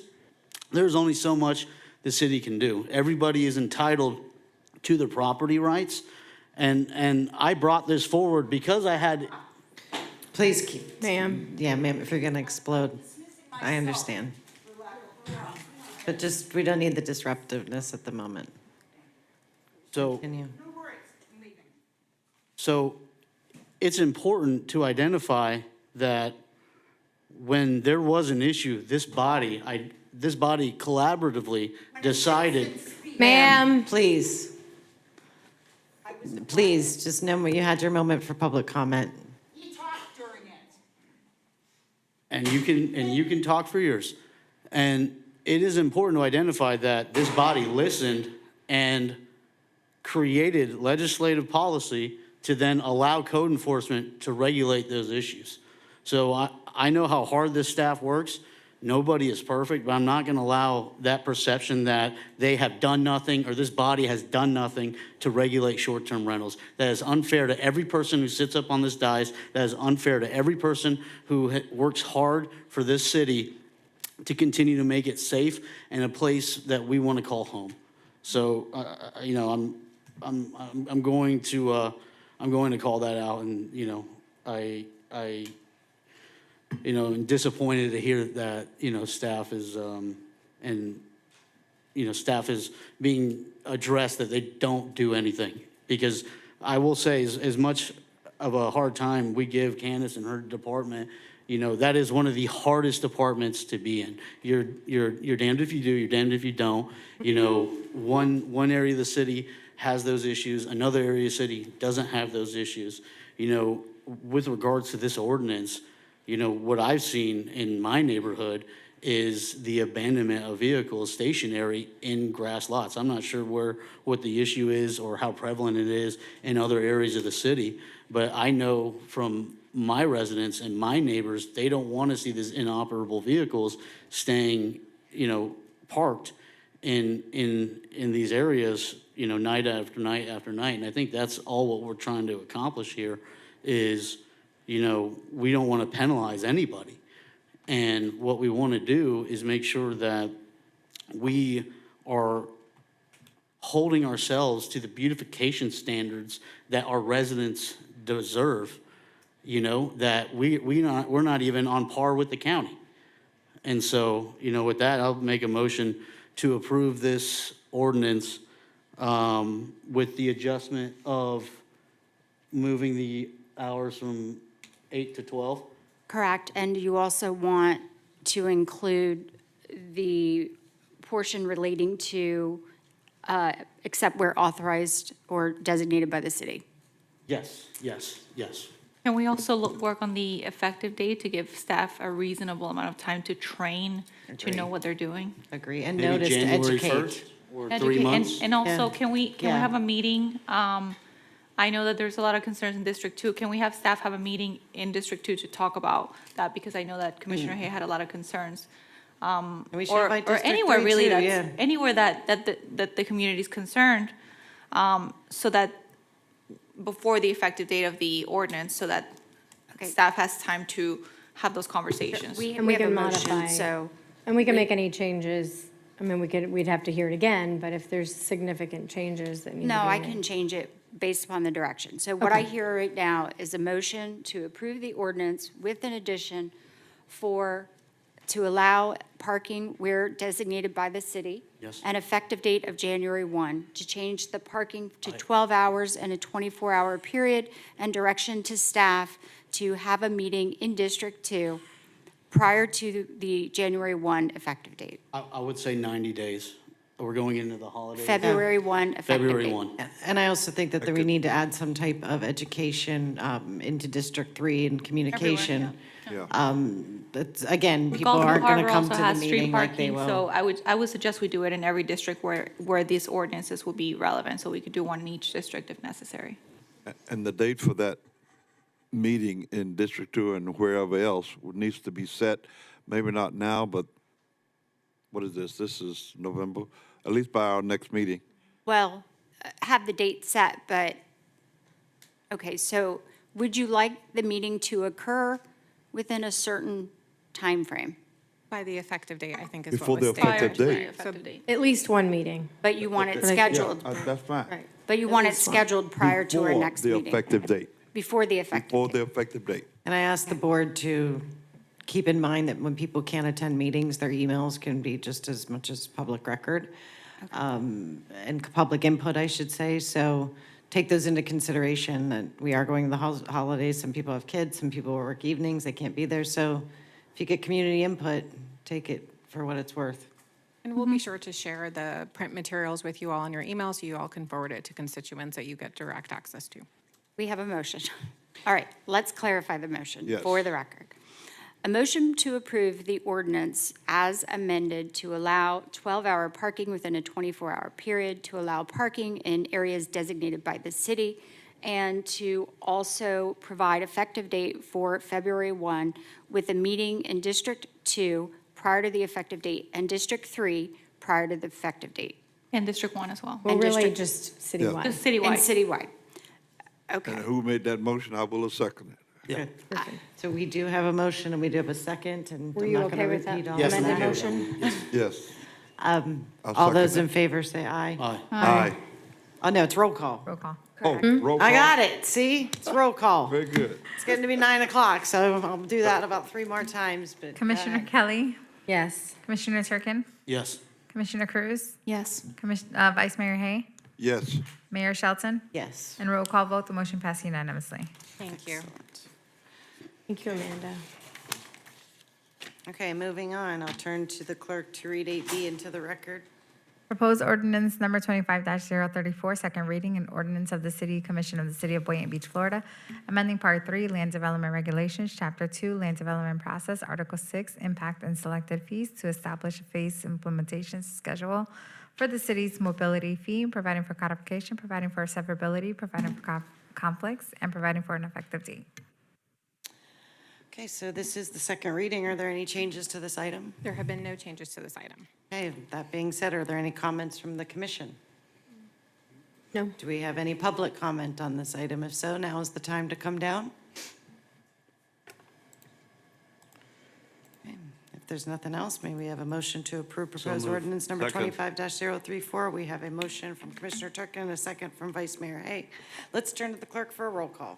I'm so proud of myself. Good job. Commissioner Kelly? Yes. Commissioner Turkin? Yes. Commissioner Cruz? Absent. Vice Mayor Hay? Yes. Mayor Shelton? Yes. And roll call vote, the motion passed 4-0.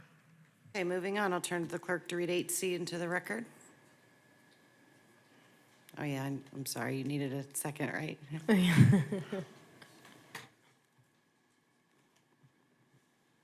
Proposed ordinance number 25-035, first reading, an ordinance of the City Commission of the City of Boynton Beach, Florida, amending Part 3, Land Development Regulations, Article 2, Planning and Zoning Division Services, Section 4, Relief Applications by amending subsection F, Requests for Accommodation, in order to provide procedures for handling and processing records for accommodation from the city's land development regulations, providing for conflicts, providing for severability, providing for codification, providing for an effective date, and for all purposes.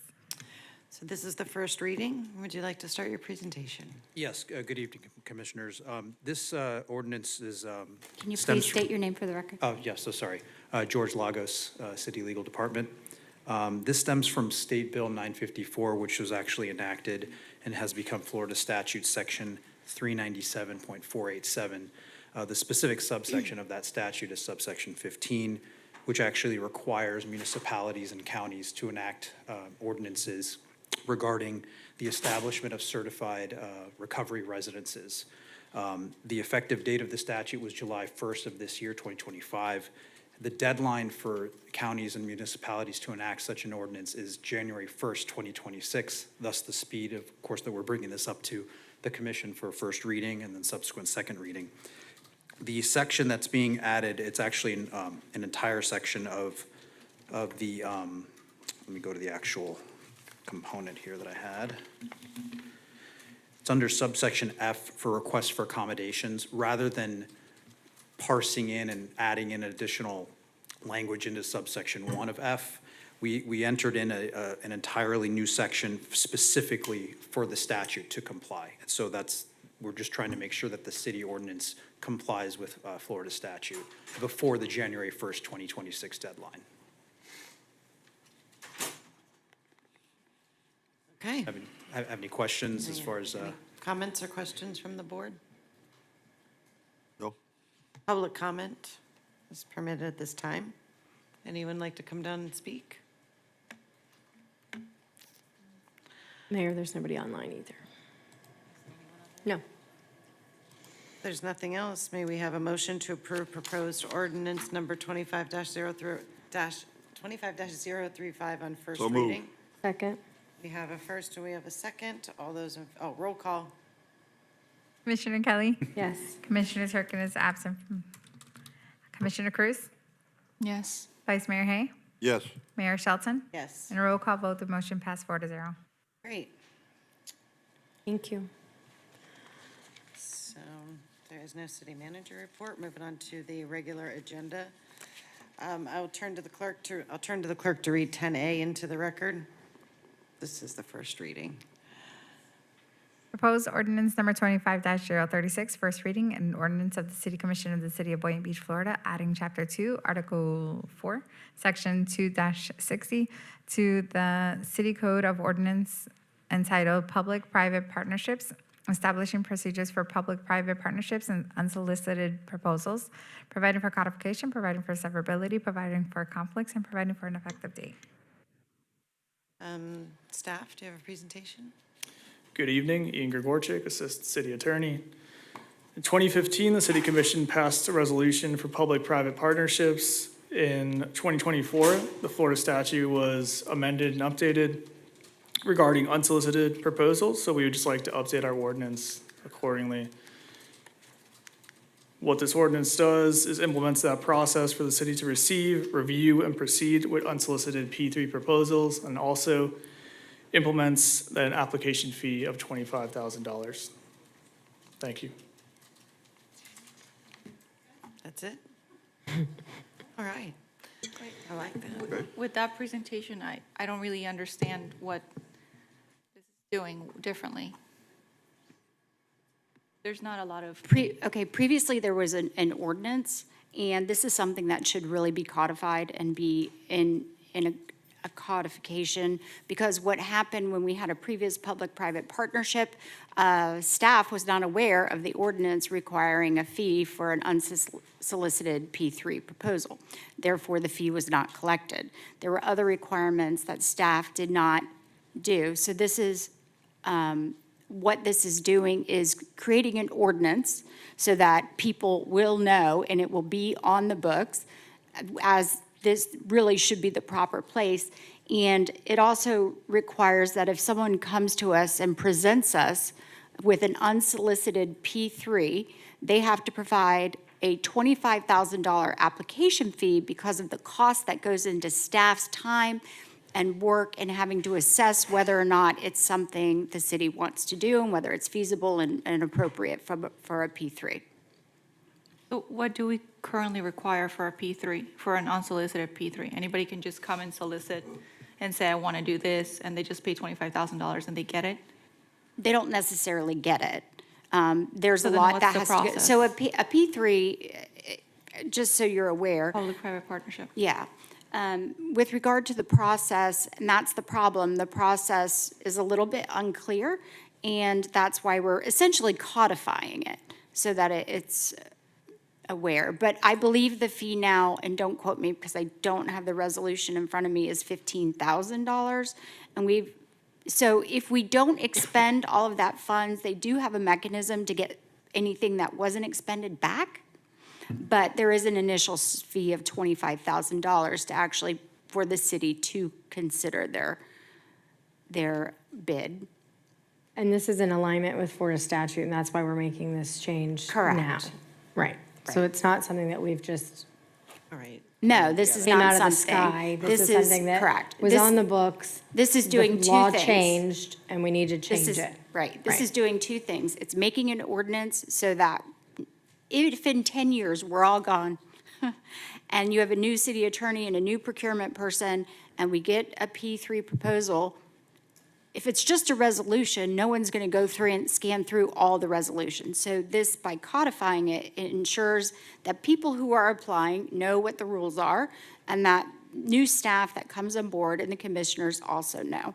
And what it also does is it does increase the amount of the fees that the city is going to charge. The situation I'm talking about in our prior situation is now in litigation. There was some vetting for financial viability that needed to be done per the resolution at that time that was not done. This codifies all that to make sure we as a city are doing this properly when we consider these type of projects before going into a contract. I have a question. Would these P3s then come to commission ever? Or? Oh, yes, they- absolutely. Yes. It's not like it's an automatic approval, it's just No, the no, no. process. No, what happens, and I'll explain it to you, Commissioner Cruz, someone would come in and they would submit this to city staff. City staff then vets it, one, to make sure it's actually viable. Do they have the financial means to do this, right? Because you don't want someone coming in proposing an $8 million deal when maybe they only make $25,000 a year, right? So that's obviously not going to be something that's viable if they can't prove that they have the financial backing to actually carry through with that $8 million project. In So- the past, thank you for that, sorry. In the past, and maybe it was different, but with the CRA, we would receive an unsolicited proposal per se, and then we would post it on the newspaper, and then we had to give 30 days for anybody to come in and provide their inputs as well, and then it would come to commission. Is that still the process? Yes, that is still the process, and that is outlined in the ordinance. Okay, thank you. Motion to approve? Second. We have a motion to approve number 25-036 on the first reading. We have a second. All those in favor say aye. No, we need a roll call, please. Oh, the roll call. Damn. Commissioner Kelly. I must have a good Yes. record of it. You can tell, gets that 9 o'clock hour, I start getting tired. Commissioner Kelly. Yes. Commissioner Turkin. Yes. Commissioner Cruz. Yes. Yes.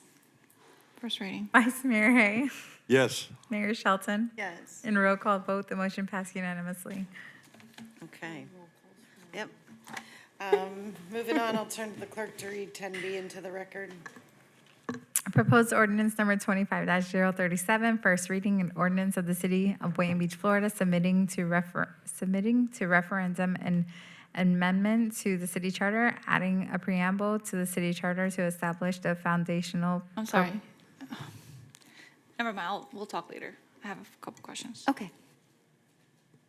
purposes and principles of city governance, providing for a notice of an advertisement of the referendum election to be published in accordance with the State of Florida Election Code, providing that the ordinance, when adopted, shall be submitted to the qualified electors of the city of Boynton Beach, Florida, on the March 2026 general municipal election ballot and shall become effective as provided by law, providing for conflict, severability, and effective date.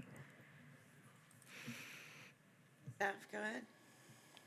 Yeah, there's 5 charter amendment ordinances. We'll have commission discuss each one separately. So the first is just that charter preamble. It's that proposed text up there. And it's shall the city charter be amended to add that preamble. I have a question for the entirety of the proposed charter amendments. Are we using taxpayer dollars to campaign for any of these charter amendments? Dan? Are we using taxpayer money? Are we, yeah, I have a question. Are we using taxpayer dollars to campaign for or against any of these charter amendments that are being proposed? I wouldn't, I mean, nothing's even being, this body has to decide anything No, moving forward. I'm saying if the answer is yes, would the city of Boynton Beach be using taxpayer dollars to campaign either for or against any of these, potential amendments? No, I don't, it would just be educating the citizens that there's an election coming up. yeah, Because I know when the county was passing the housing authority bond, they put out signs and things like that, but I think that was from an educational thing. I'm not sure. Probably from a PAC. Yeah, we're not going to Yeah. take a stance one That's way or what I'm another. Yeah, it's saying. going to be neutral. Right. No, it's educating that this is, if there's an we election go that coming up. direction. Right, Anyways, continue. yeah. okay. So you're done with your presentation, I take it? That's For the just first the ordinance, yeah. That's just the first one, Okay. the preamble. Any other comments or questions from the board? Since it's our first reading, there's no public comment. That is correct. Yeah, because it's the first reading. Right. I mean, I'm indifferent, we go down this road with a preamble, then it wants to get changed later in the future, I'm indifferent. You go for it, I can go against it. I don't know like, if this was gonna be alone on the ballot and there was no other,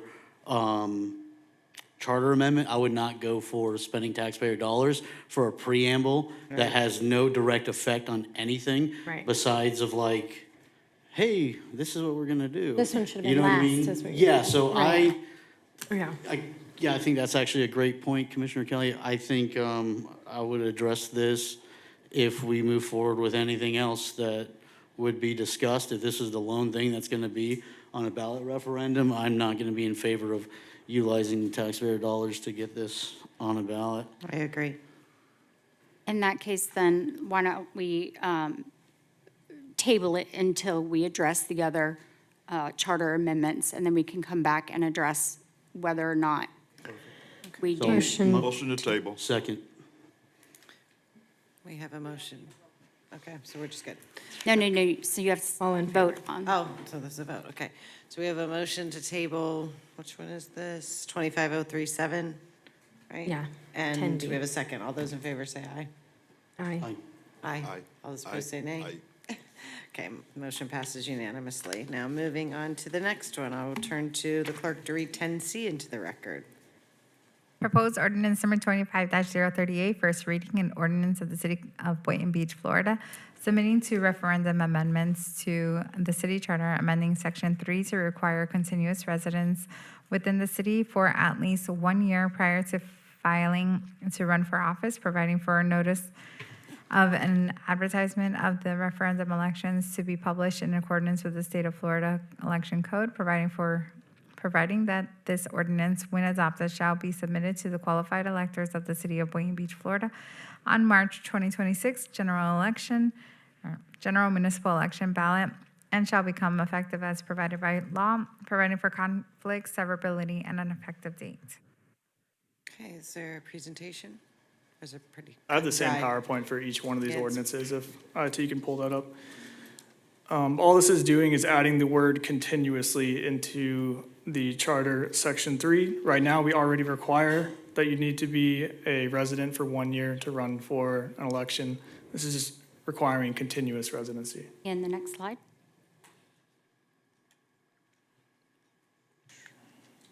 There we go. If you guys can just leave the PowerPoint up, please, that would be great. Thank you. I still would like to see it be 2 years. I agree. I would like to see 2 years. I think that's fair. I think living in the city continuously 2 years is a commitment to then be committed to managing, $1/3 of $1 billion budget, let alone adopt policy, that affects the whole city.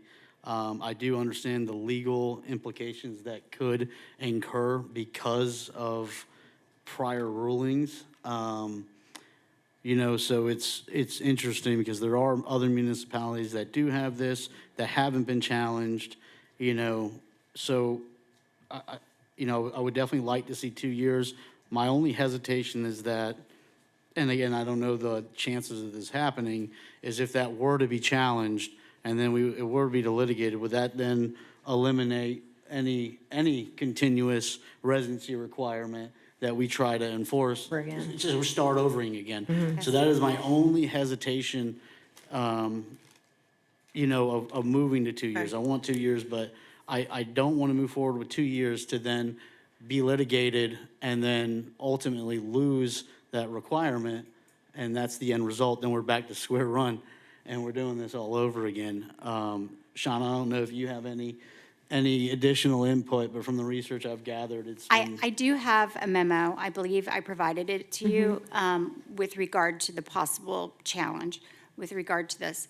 If there was a challenge, we'd have to wait until the end of that challenge and then immediately enact an ordinance requiring 1 year. But the challenger, however long they had lived in the city, would then be allowed to run. So for that election, there would be a gap until we could get something back on the books. We could try, I just thought of this out of the box, must live 2 years, but in no circumstances can it be less than 1 year. The problem with that is the court is not going to just strike the one unconstitutional portion. It's going to strike the entire thing.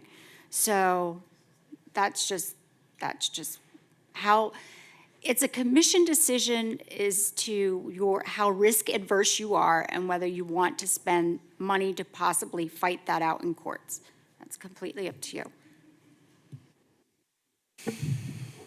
I don't want to raise taxes and spend money in court that could be endless. However, I think that there might be an opportunity if the commission wants to move forward with having the 1 year requirement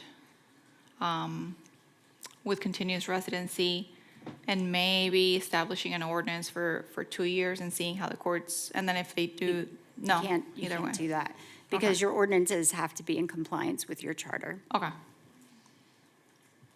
Well, I don't have a problem with the 1 year. If it ain't broke, don't fix it. And it's not broken. Continuous would be the word that's Work with added. this. Yeah, I think the continuous part is the kicker because we've had instances where somebody has moved in 3 months before an election, but because they've used their parents' address for 10 years, they've gotten around it. And so I think that we have, the continuously has to be in there. I agree that I would rather it be more. Because, I mean, but at the same time, if you haven't lived in the city and you don't know the city and you don't really know what is important to the residents, then are you really going to be the best candidate on a ballot either? And the residents choose who really represents the city. And so, I mean, in my experience, the residents who have run campaigns that have lived here multiple years are the ones that, get support by the residents. And so I think I think it's important to have the word continuously. But I think by nature, people choose people who, to support people who really do love and live in our city. So those are just my sense on that. Yeah, Thank you. I completely agree with you, Commissioner Kelly. And I think the point is, ultimately, the voters will decide, right? And so I think this is a step to filter out any attempts to utilize the role as a, political stepping stone, fly-by-night, you know what I mean? Or an opportunity, just an opportunity, I'm not gonna go there. But anyways, yeah, I think the only question I have as of now with it is what defines continuous residency?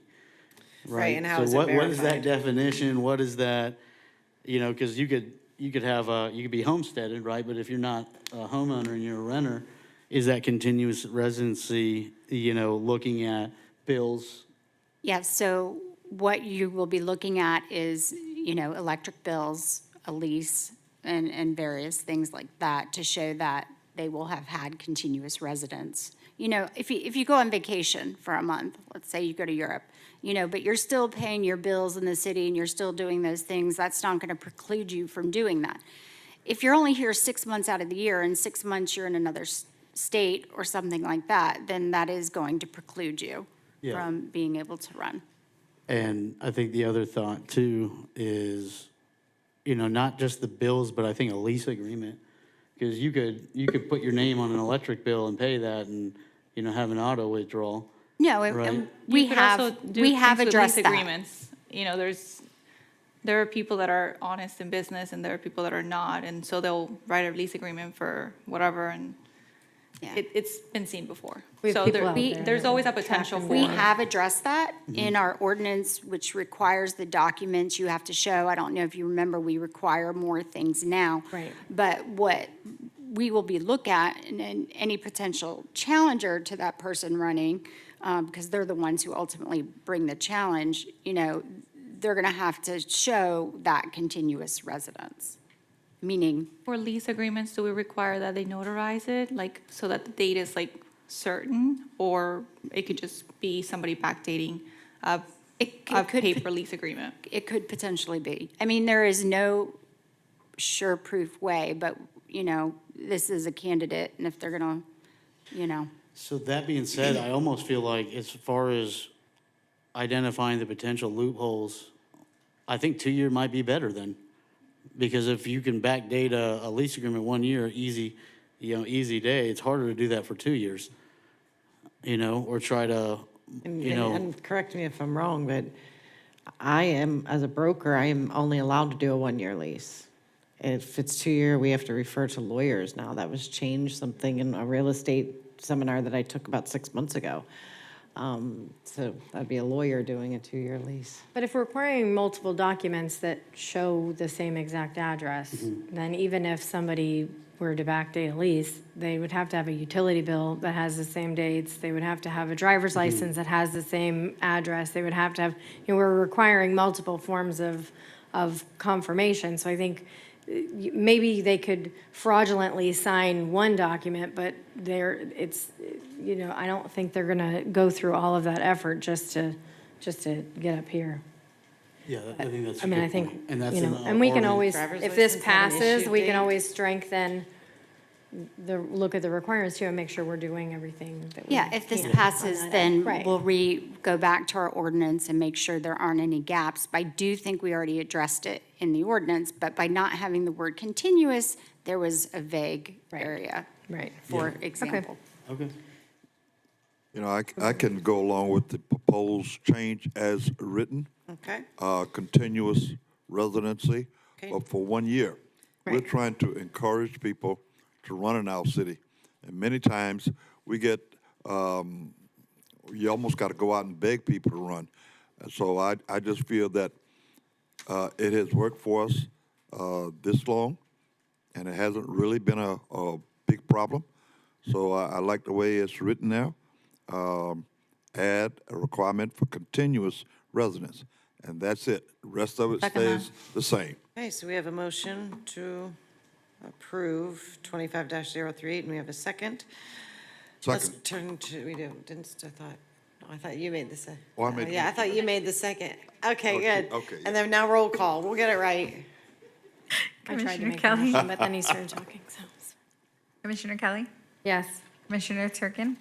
Commissioner Cruz? Yes. Vice Mayor Hay? Yes. Mayor Shelton? Yes. And roll call vote, the motion passed unanimously. Okay, moving on. Clerk, can you please read 10D into the record?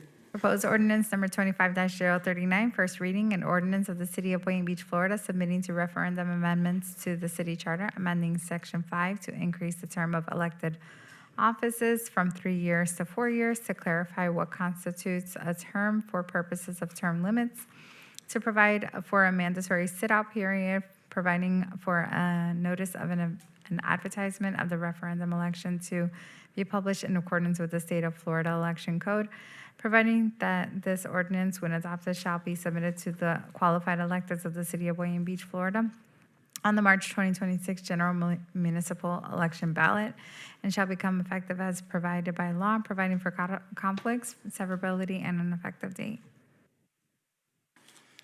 Okay, staff? I think all the changes were in the title of the ordinance. I won't repeat it. It's been a long meeting. Yeah. Any comments from the commission? I have a question. In 2028, it will be time for District 3, I think for the mayor, and for District 1 to be termed out, and then the mayor would be second term if elected again. What does that say for Districts 2 and 4, effective 2028? They would still have 3-year terms until the new election cycle for each district. Okay, so it's after the new elections in general? That's correct. Okay, thank you. My position is that I don't think I'm gonna move forward with this. I don't agree with a 1-year sit-out period requirement. I think you should be sitting out a whole term. I know there's no definition there. I would like to define the sit-out period to be 1 full term. You know, also too, when I look at, you know, there's just a lot of uncertainty. I'm not against this, right? I'm not against this maybe down the line, but what I don't want to happen is not get clarification or understanding that if we do move forward and the voters move forward with this, that then these municipal elections then become hyper-partisan and political, which is my concern and worry, because a lot of times if you allow, you know, if you allow the national to affect the local stuff, you know, I don't know if you get the best representation, so to speak. And so I need more time, I need more research, I need more conversation with the supervisor of elections to move forward with this. The only thing that I could look at maybe is identifying the sit-out period to be a full term. However, you know, if we're looking at all of this collaboratively with these proposed changes, maybe we sit this one out, we do a little bit more research, and we come back for another time is my position on this. So, real quick, so, for instance, as it sits right now, so District 3 and District 1 and the mayor all are elected at the same time. When their term is up, the only seats that they are eligible to run for will not be back up until the next term anyway. Because you can't run for mayor until the next term, and you can't run for your seat again until the next term. I think if you make it that language, then we have to ask the question, well, what about appointments? Then you're going down this whole line. District 2 and District 4 are a little bit different, where but it's still 2 years, like the mayor's seat is then not, the only seat that we're eligible for is either our seat, which is currently 3 years, or possibly the mayor's seat, which is 2 years.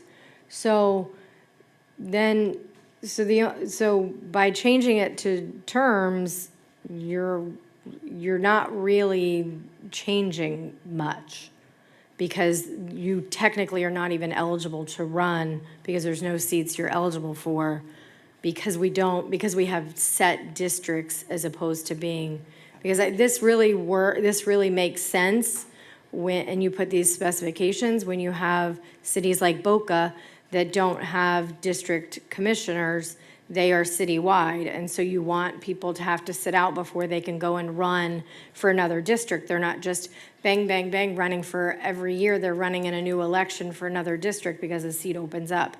So I'm hesitant to make it that clear, because it by nature of our seats, we kind of impose that we're not eligible to run again until technically our next terms. So it's like we're almost doing that without it being written in there, because that's what we're eligible to run for.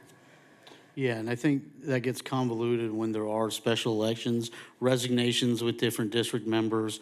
You could even argue the point that maybe different members move to different districts, then they could run, and that I don't think is fair. I don't think, Gets very because you could complicated. essentially, for example, let's say Commissioner Cruz and I, we walk away at the end of our term, then we decide to move to District 4 and District 2 and run. You know what I mean? Is that, like, there's a gray area there where that could essentially be accomplished, and I don't know if that is, Because don't you have to sit out after you do 2 terms for? if there's no clarification is what I'm saying, there's no real, you can only do 2 consecutive terms, right? But then the sit-out period, I mean, you could argue it could be 60 days, and then someone could resign, and then there's a special election, and then you could run for that. But does this special election actually, because technically, depending on how long the term that's left, a special election, you're getting elected to finish somebody else's term, so it's not even your term. It becomes even more complicated once we start going down that road. Well, I'm just going to give my 2 cents. I'm against extending our term limits at all. Same.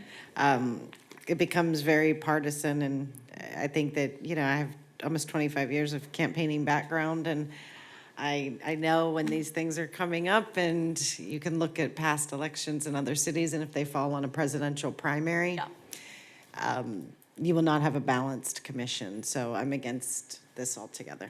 I had the opportunity to speak to my constituents about this, and there is absolutely no interest in my district to extend term limits to make them any longer than they currently are. So I'm going to say no to this. Me too. There are some. And again, I like to see,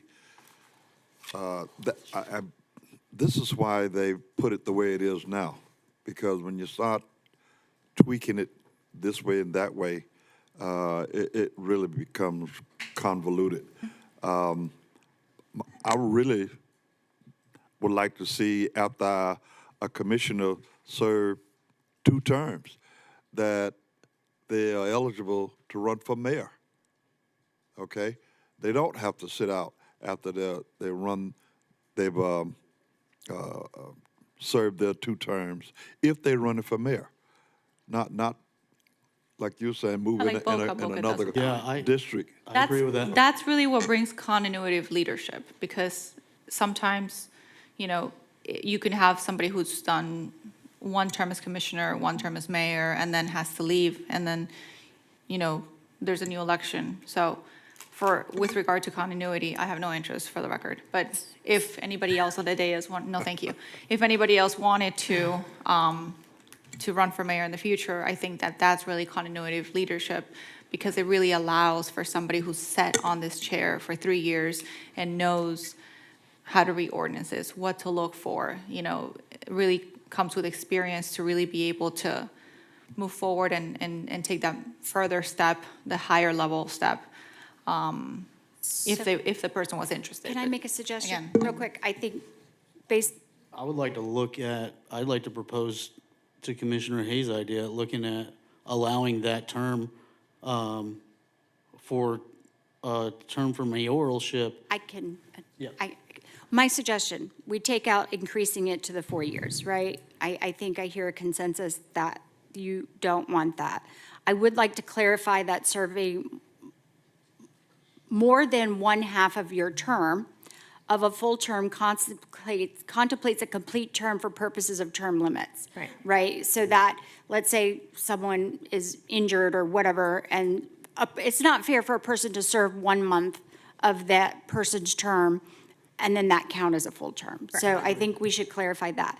And then what we can do in terms of the sit-out period, that if you're running for your same seat, your sit-out period is for 1 term.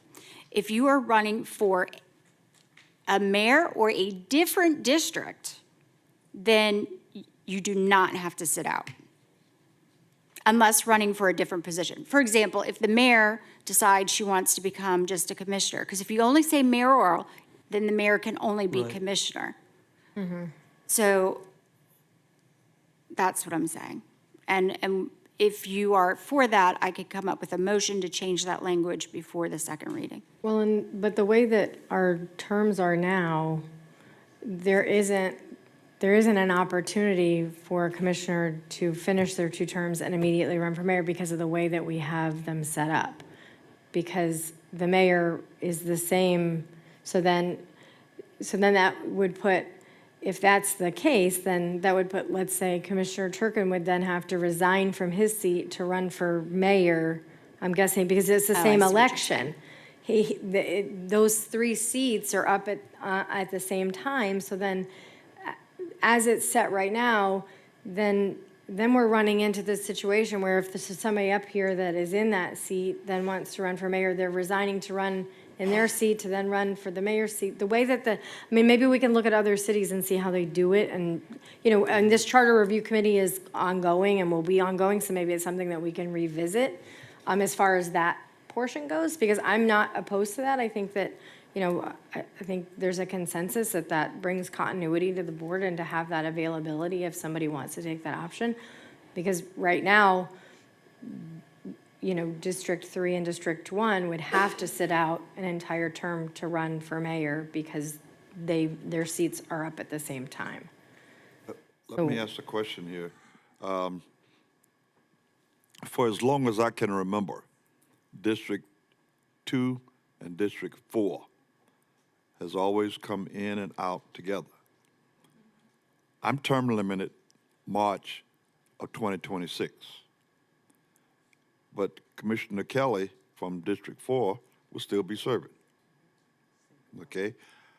Have we implemented where if you are serving out someone else's term, that doesn't count against you as a term? Because if that is so, then she should be coming out at the same time I do. I'm just trying to get clarity. I think it depends on the timeframe that you serve. I'm not pointing fingers So at if it's anybody. over a I year. just want clarity. And I will explain, let me explain. Traditionally, what has happened when someone has been appointed, they have not been term limited, right? That's the way it's been treated in the past. But if you serve over a year, then it's Correct. a full term. All I'm suggesting with this is that we make that clear as to how much time will count as a full term. Because so the charter committee came up with, if you serve more than half of the person's term, then it counts as a full term. If you serve less, then it does not. And that's why it was suggested to put it in the charter so it's clear, because it's not clear in the charter. It's just looked at historically, what's been done historically. Okay. It says now there's no clarity.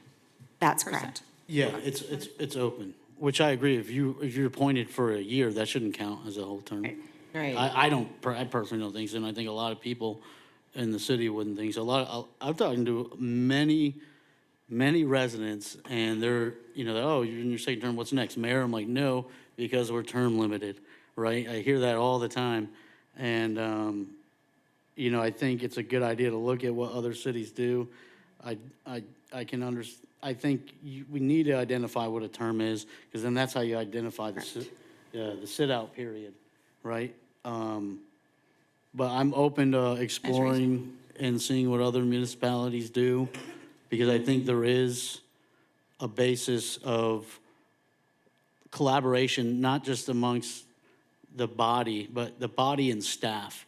I know staff, I might not admit it, was super frustrated with me my first term because I didn't really know how things worked.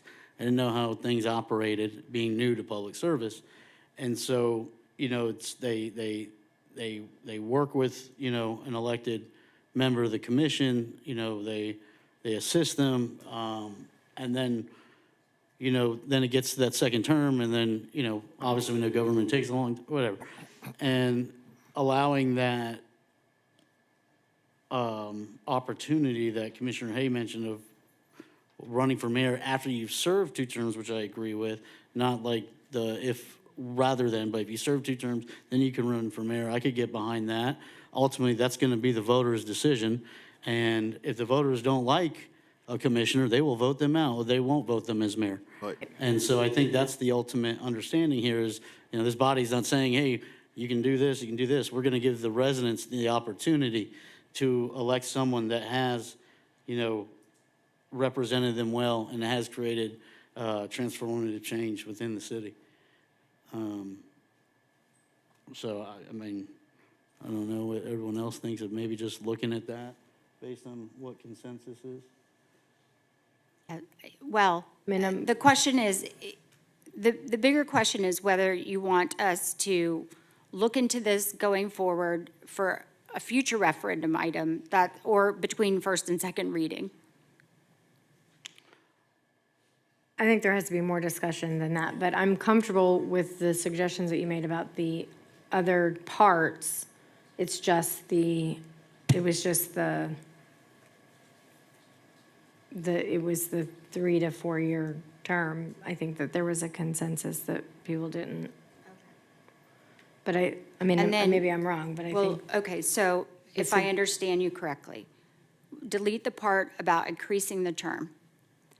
Clarify that serving more than 1/2 of a full term constitutes a complete term for purposes of term limits.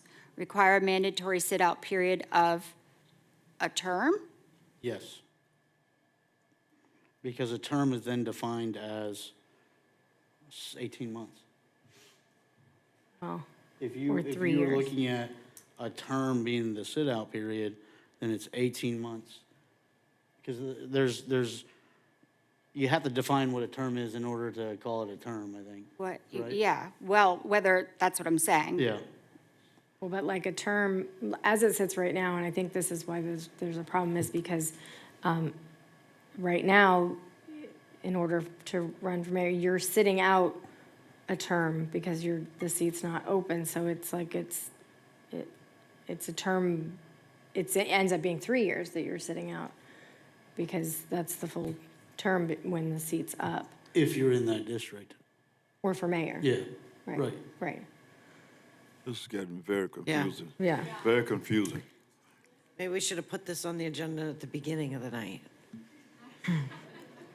I'll make a move to table the Who's item. on first? That's what I feel like I'm All doing. I'm saying is, if you table this item, it will not go on this referendum, because it has to be put to the supervisor of Then let's- elections by December. I'm Let's okay with table that. it and get it Great. right. Leave it alone. Table it and get it right. Motion to table. Table it. Motion So- to table. Motion to table, I do we already- have a second? Second. Made the motion. Oh, see, like, we can't even process. We have a motion, we have a second. All those in favor say aye. Oh, no, Aye. roll Aye. call. Oh, roll call. No, Roll not call, for, no. not for Okay, a we're table. doing- We're not for a table. Okay, all those in favor say aye. Aye. All right, we are good to go. All those opposed say nay. Motion passes unanimously to table it. Okay, moving on. Let's see. 10E into the record. Proposed ordinance number 25-040, first reading ordinance of the City of Boynton Beach, Florida, submitting to referendum amendments to the city charter, amending section 20 to clarify the form of government, require a supermajority vote for the appointment and removal of the city manager and city attorney, and clarifying the duties and responsibilities of the city manager and commissioners, providing for a notice of an advertisement of the referendum election to be published in accordance with the state of Florida election code, providing that this ordinance, when adopted, shall be submitted to the qualified electors of the city of Boynton Beach, Florida on the March 2026 general municipal election ballot, and shall become effective as provided by law, providing for conflict, severability, and an effective date. Okay, staff? Mayor, staff recommends this item also be tabled.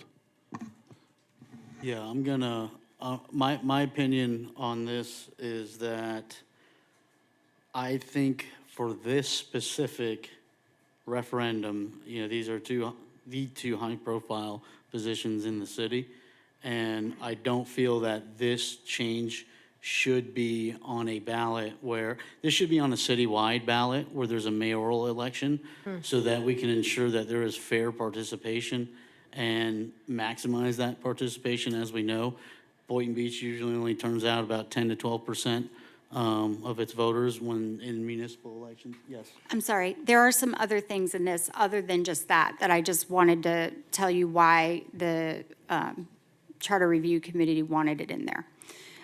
Some of the Charter Review Committee felt as though this part, the Section 20, doesn't really spell out what a city commission versus city manager's job is. So this does that. It says, the city commission is the legislative and policy-making body of the city, and the city manager essentially runs the city at the discretion of the city commission. You could remove, I hear what you're saying about the 4-1 vote. That's fine, that can be removed. But then it also addresses the firing of assistant city managers, that firing or termination of them would have to be subject of the city commission's approval, whether you want that or not, and defines the city manager's administrative and prohibits individual commissioners directing or interfering with staff. So it clarifies that. They felt that it needed that. I have no opinion either way. I just wanted to let you know the other things it does other than the 4-1 vote. I think a lot of those last 2 points are in the charter already. Yeah. So, do we need to put that on the ballot if they're already on the charter already? They felt as though it was unclear. For someone who is not in government, they felt as though Section 20 did not provide sufficient explanation of how our city is run. The language is almost identical. Yeah. I don't think there's a need to. Don't kill the messenger, please. Yeah. I'm just speaking on behalf of the committee. Yeah, I think, Commissioner Turkin, I think I agree with you. I think this is too powerful to put on this election, especially if we end up being a mail-in election. So I'm fine with just, since 2 out of the 3 points are already in there almost verbatim, maybe a little bit different, then we can just push this off until the next election completely. Because if the other 2 are worded just slightly different, then that's something that can be clarified when we actually do the main part of this charter. So that's my position on that. I support you on that. Is there a motion? I'll motion to table. Second. We have a motion to table and we have a second. All those in favor say aye. Aye. Aye. Aye. All those opposed say nay. Motion passes unanimously. And we are now moving on to 10F. Into the record, please, Mealy. Proposed ordinance number 25-041, first reading ordinance of the city of Boynton Beach, Florida, submitting to referendum amendments to the city charter, amending sections 8, 20, 23, 24, 40, 50, 52, 54, and 55 to modernize language by replacing masculine-only pronouns and to update notice and publication requirements to comply with the current Florida statutes and digital age communication practices, providing for a notice of an advertisement of the referendum election to be published in accordance with the State of Florida Election Code, providing that this ordinance, when adopted, shall be submitted to the qualified electors of the city of Boynton Beach, Florida, on the March 2026 general municipal election ballot, and shall become effective as provided by law, providing for conflict severability and an effective date. So This does is it a even pretty need easy to be a one. presentation? Yeah, I go ahead. Yeah, this just shows like how, this is why we have a charter committee, right? There's some outdated, Right. I think a lot is addressing like the city attorney and city manager as he. Right, yeah. So this is easy Easy day. Yeah, it does My some money's other, like 95% on this one. it doesn't, I do some other things. It changes some of the digital communication methods to allow for email and stuff like that before, everything had to be mailed or whatever. So it updates that. Publication, yeah. And it also complies with the current Florida statutes with regard to municipal elections because municipal elections used to be held in November, so we did find there was a section that was still, well, we thought, I don't know. It does something. It fixes that too. Okay. I'll move to approve. Second. Second. We have a motion to approve, and we have a second. All those, oh, nope, it's a roll call. Here we go. Commissioner Kelly? Yes. Commissioner Turkin? Yes. Commissioner Cruz? Yes. Vice Mayor Hay? Yes. Mayor Shelton? Yes. And roll call vote, the motion passed unanimously. Okay, does anyone have any final comments for tonight? Are we going to motion to remove 10B? No, we need to go back to 10, Preamble. 10A. 10A? 10B. 10B. Is that, 10B. oh, that is B. I'm fine. Yes. Motion to remove 10B from the table. Second. We have a motion to remove 10B Yes. from the table, and we have a second. Yes. Yep. All those in favor say aye. Aye. Aye. All those opposed say nay. Motion passes unanimously to untable. Can we go back to the slide that has the preamble on it?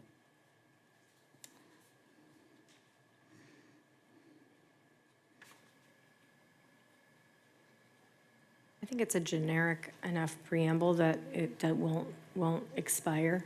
I don't think it'll, I think it's fine. And since we have other things going, I think it's a good test in how the public looks at it. I don't have any issues with it. Kind of neutral on it. I see that, it was good intent to put it on there. It's not overly political. It's just basic. Yeah, and it's with other things on the ballot, which I'm okay with. This It doesn't alone, I don't cost, know if I it doesn't want cost any more money to put it on the ballot. Right, right. And I think that, we all selected a charter review committee, and we should give them a little bit of credit. It does say, the citizens of the city of Boynton Beach, they, kind of helped, amend some of these charter amendments, so I think it kind of gives them kind of a tribute to their commitment to what they did, so I'm good with it. Motion to. Proof. Go ahead. Motion to approve 10B. Second. We have a motion to approve 10B, and we have a second, so now it's a roll call. Commissioner Kelly? Oh, yes. Commissioner Turkin? Yes. Commissioner Cruz? Vice Yes. Mayor Hay? Oh, yes. Mayor Shelton? Yes. And a roll call vote, the motion passed unanimously. Okay, does anybody have anything further? Nope, I just want to thank former Mayor Jared Taylor. See him here. He was Making it all Yeah. night. Yes. Thank you, Star Charter. for the Trooper. Charter Committee, so Yeah. thank you for Thank being you to here. the you. charter committee. They Yes. deserve a Yeah. The Charter charter committee. motion lunch or to, something. Outstanding. have a second. All those in Second. favor say aye. Aye. Whoa, meeting's over. Have a good night. Wow, I that don't even was know what big. happened That there. was dramatic.